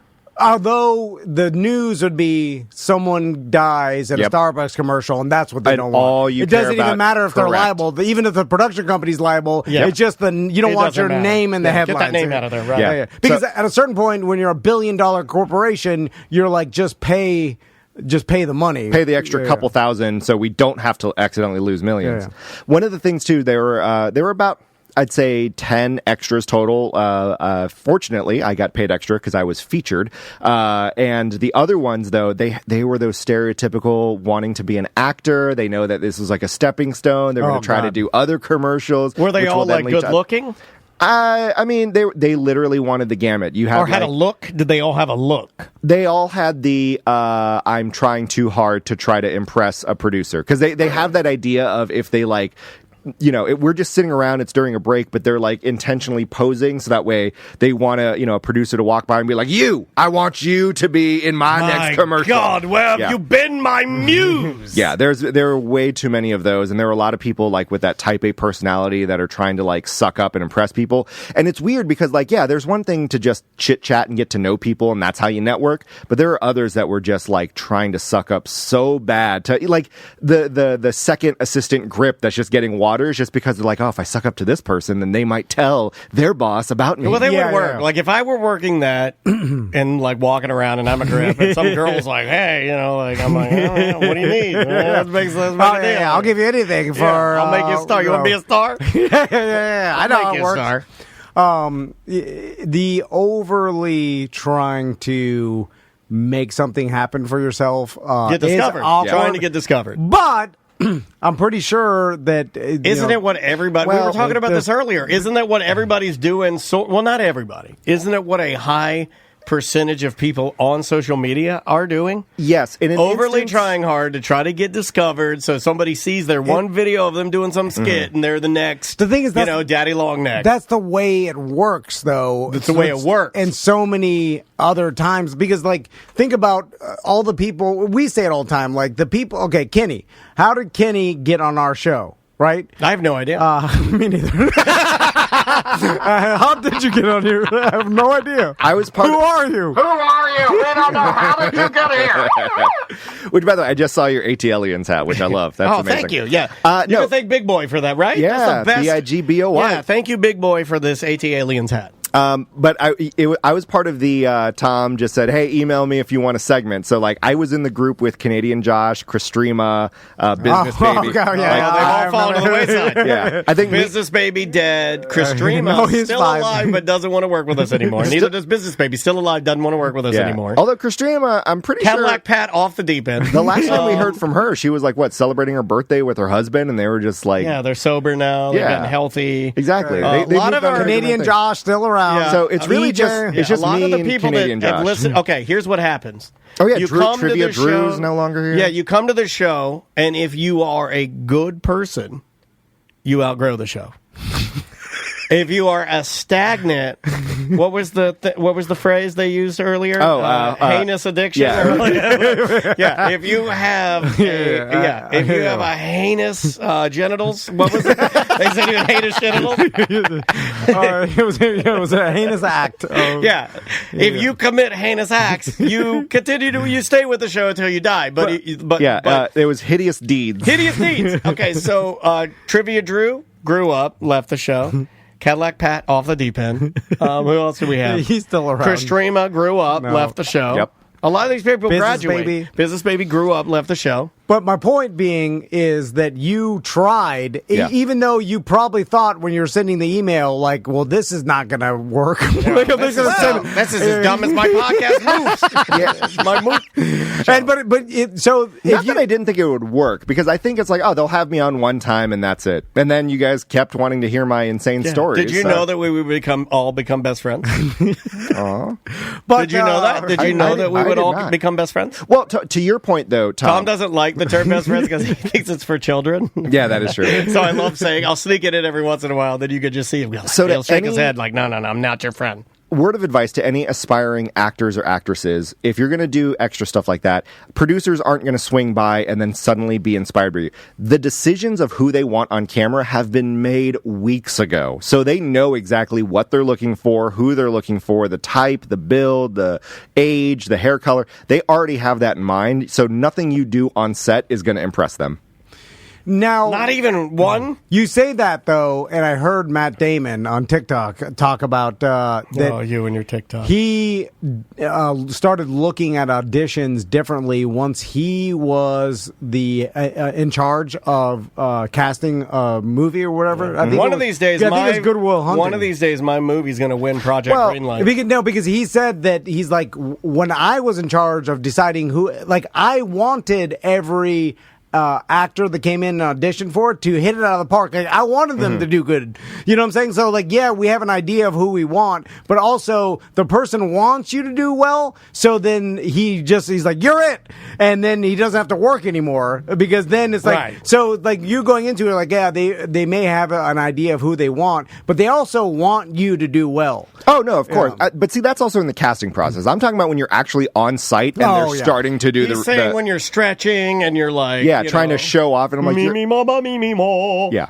And, it's all You're about doing warm-ups. You're like, you're going above Trying and too beyond. hard, You yeah. kiss ass. Why does everybody dislike the try-hard person? Because all they're doing is trying hard. Like, why do you Stop trying so hard? You're making us look bad. Is it because we're all lazy and we don't want anybody? Well, we want it to be natural. We don't want to try hard. Well, because it's hard. when we don't want to be the try hard unless we see the try hard and we're like, I should have been the try hard, and then we're mad at the try hard. Now, I think it's also a little bit of, they're a try hard. They think they're better than me.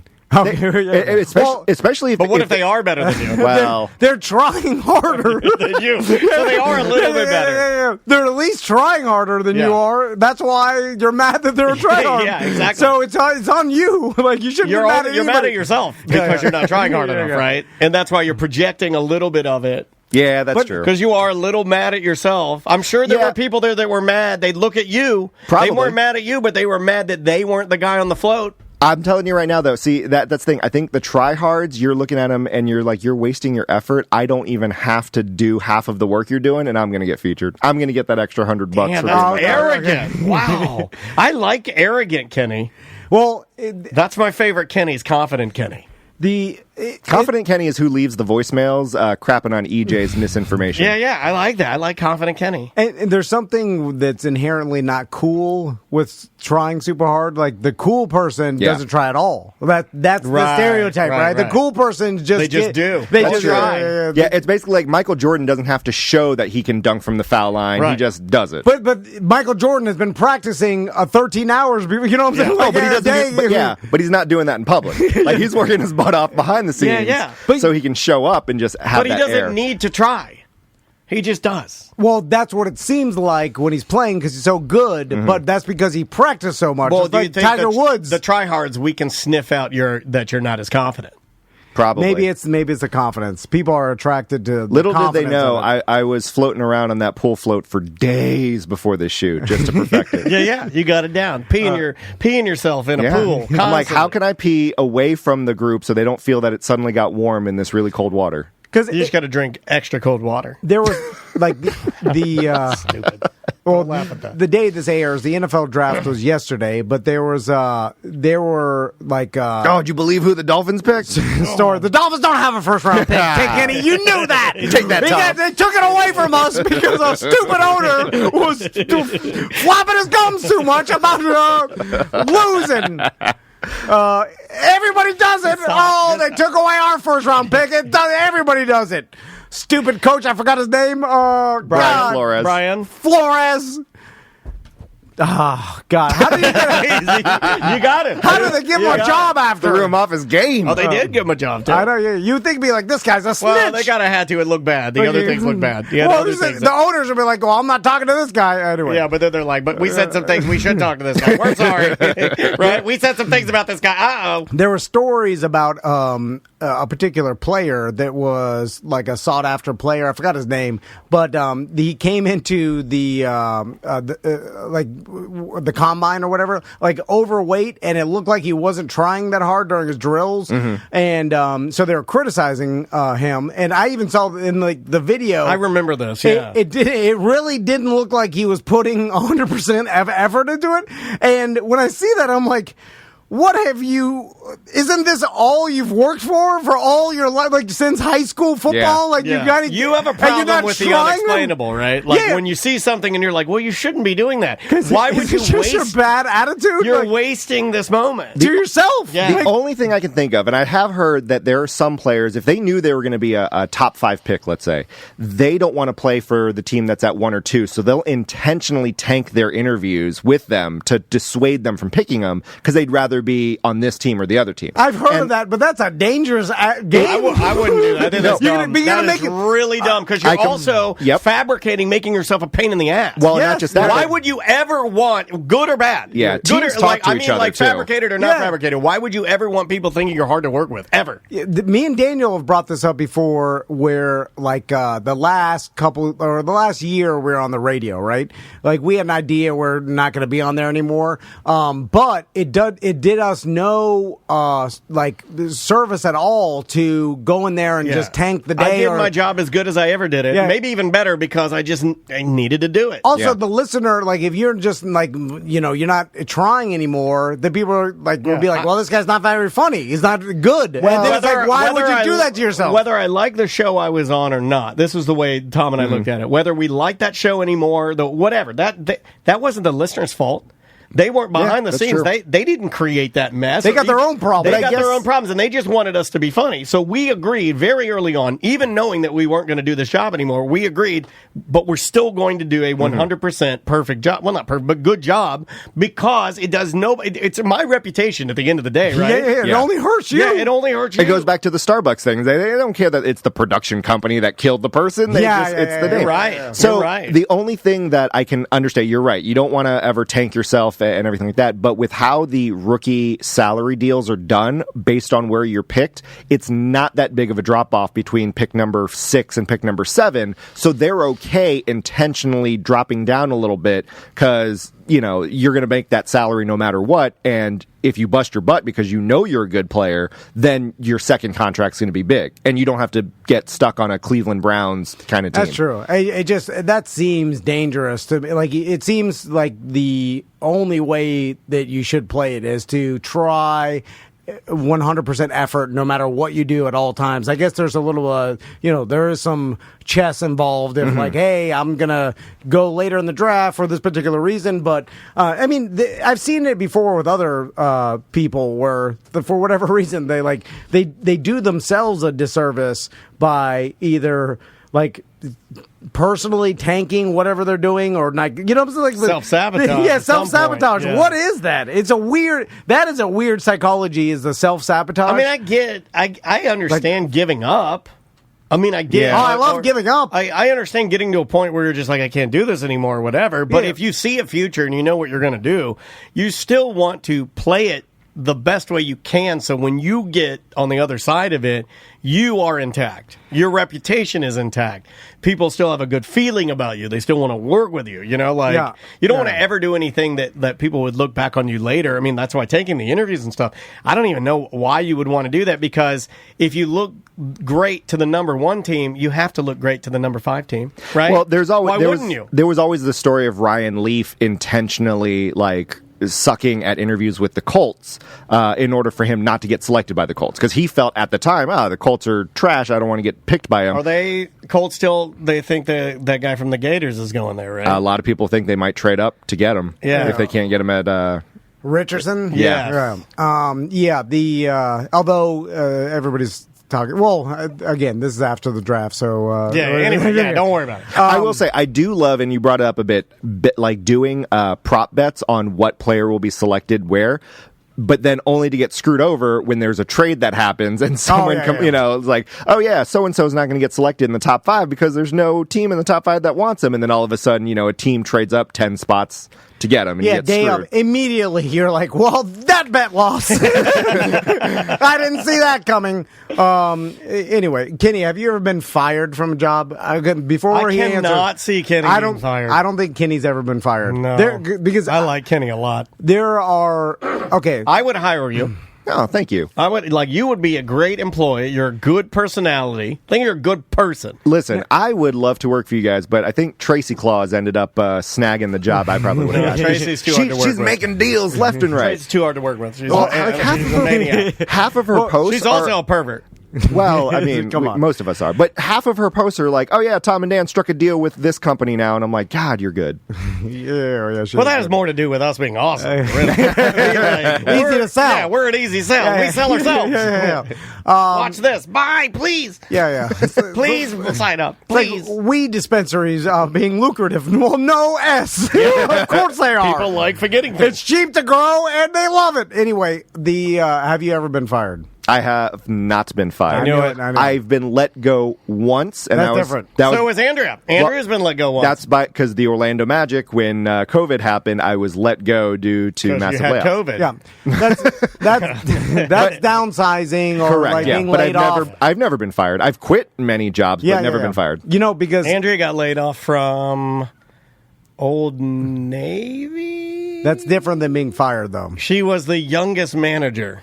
And she got let go. I'm curious to what being fired, I've never been fired. Being once, or because we've talked Wait about a minute, before. does Orlando City count as us? No, that's let go. We were let go. Yeah, because we've never been fired. Implies that you either did something illegal or you're just really bad at your job. Yes, yeah. You did something wrong, or there's a reason for it, and I wonder if there's a correlation. If you've had multiple firings, that means you're somehow bad at life.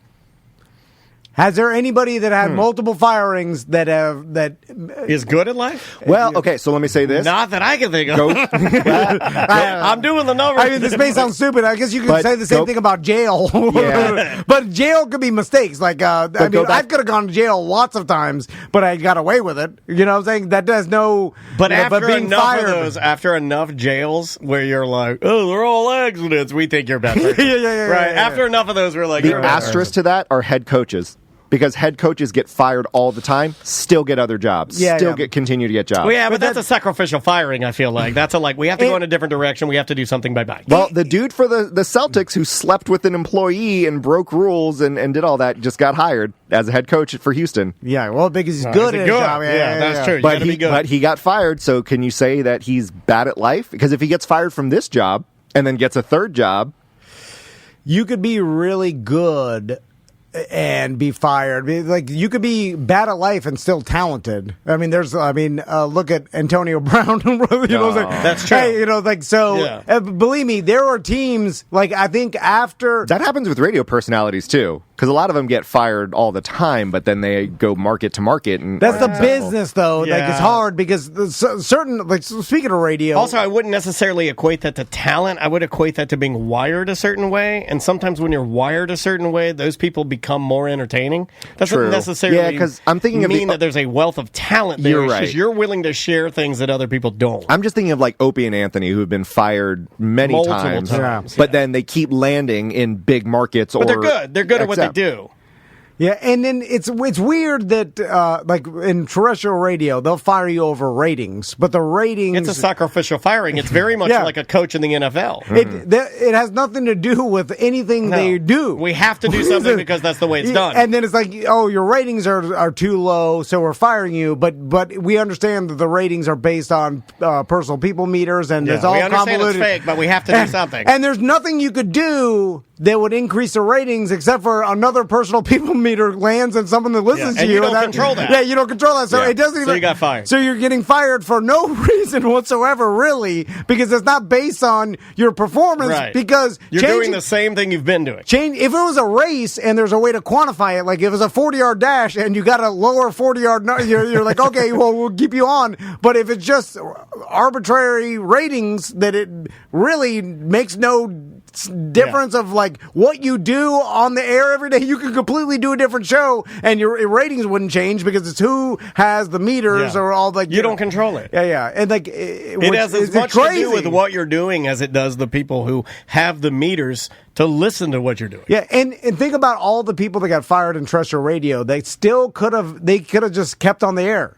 Right. And nothing would have been done. Like, or it could have ended up being better later on. But they just did it because this is the way it's been done. Like, I think about this all the time. Like, for me and Daniel, unless we choose to not do this anymore, right?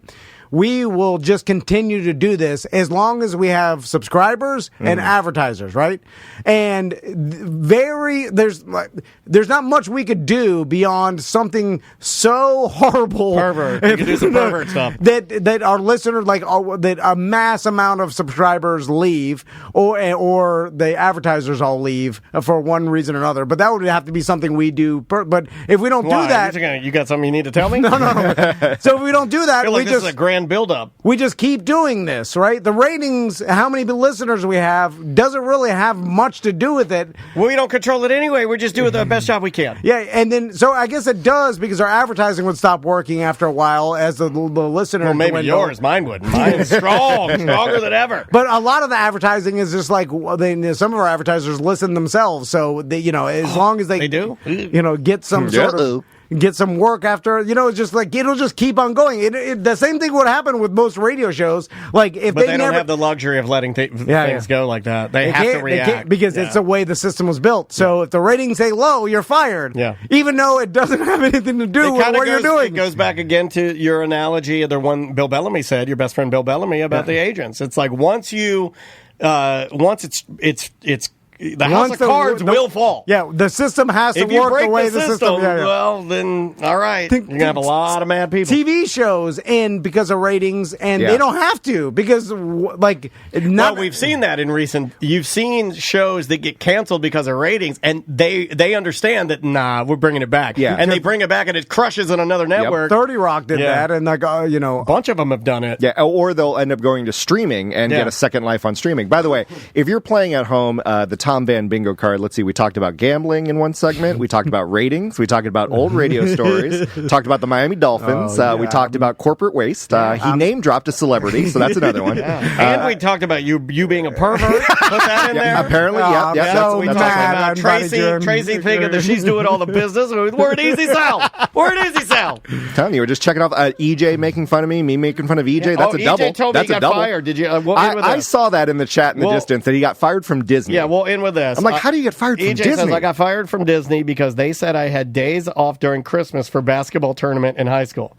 Waited till I finished the holiday season, then said I had 2 no-call, no-shows, and fired me in the beginning of February. Now I make sure everything is in writing. Don't trust anyone. I trust Disney. You know what's an easy way to do that fault. is double check things, EJ, instead of just blindly going into things. Yeah. And EJ's the most hated regular on the show.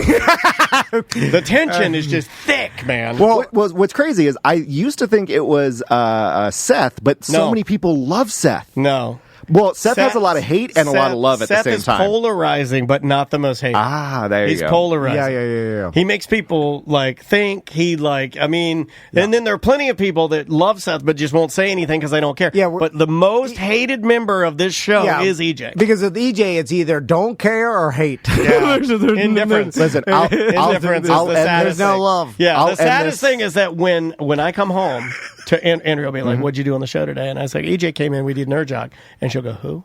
Oh, I was going to end with a compliment to EJ. I was going to say, EJ, you have a family, and it appears that they love you. All right. And that's a good thing, because you could have a family that looks like they're indifferent towards you, but your family doesn't. Your family families will love you no matter what. I'm pretty sure my sons will love me even if I was a horrible monster. Because it's just the biology of me being their father. They're just like, oh, God. No, Macy's not like that. Sometimes I look at May and I'm like, do you love me? She's like, I don't know.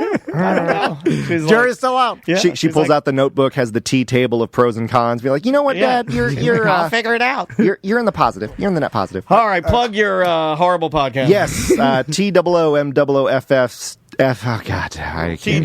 TOOMOOFS. TwoMoose.com. Me and Matt, we talk about nonsense, and we're not as funny as you guys. No, you guys are great. In fact, why don't you guys do me a favor and vote and nominate Two Moves Podcast for the best podcast in the Central Florida area. Do we have to pay for the according award? to the Orlando Weekly? Yes, you do. And, we and don't you have will that not money. beat us. No way. I would be surprised though. As long as we can get a top 3, I'm okay. Okay. You won't get that. Because there are people that lobby way more. So I'm sorry. Yeah, You yeah. won't- I mean, there are people you that will are not be play us. stuffing these ballot boxes. They'll be fighting for it. Anyway, we'll see you Monday.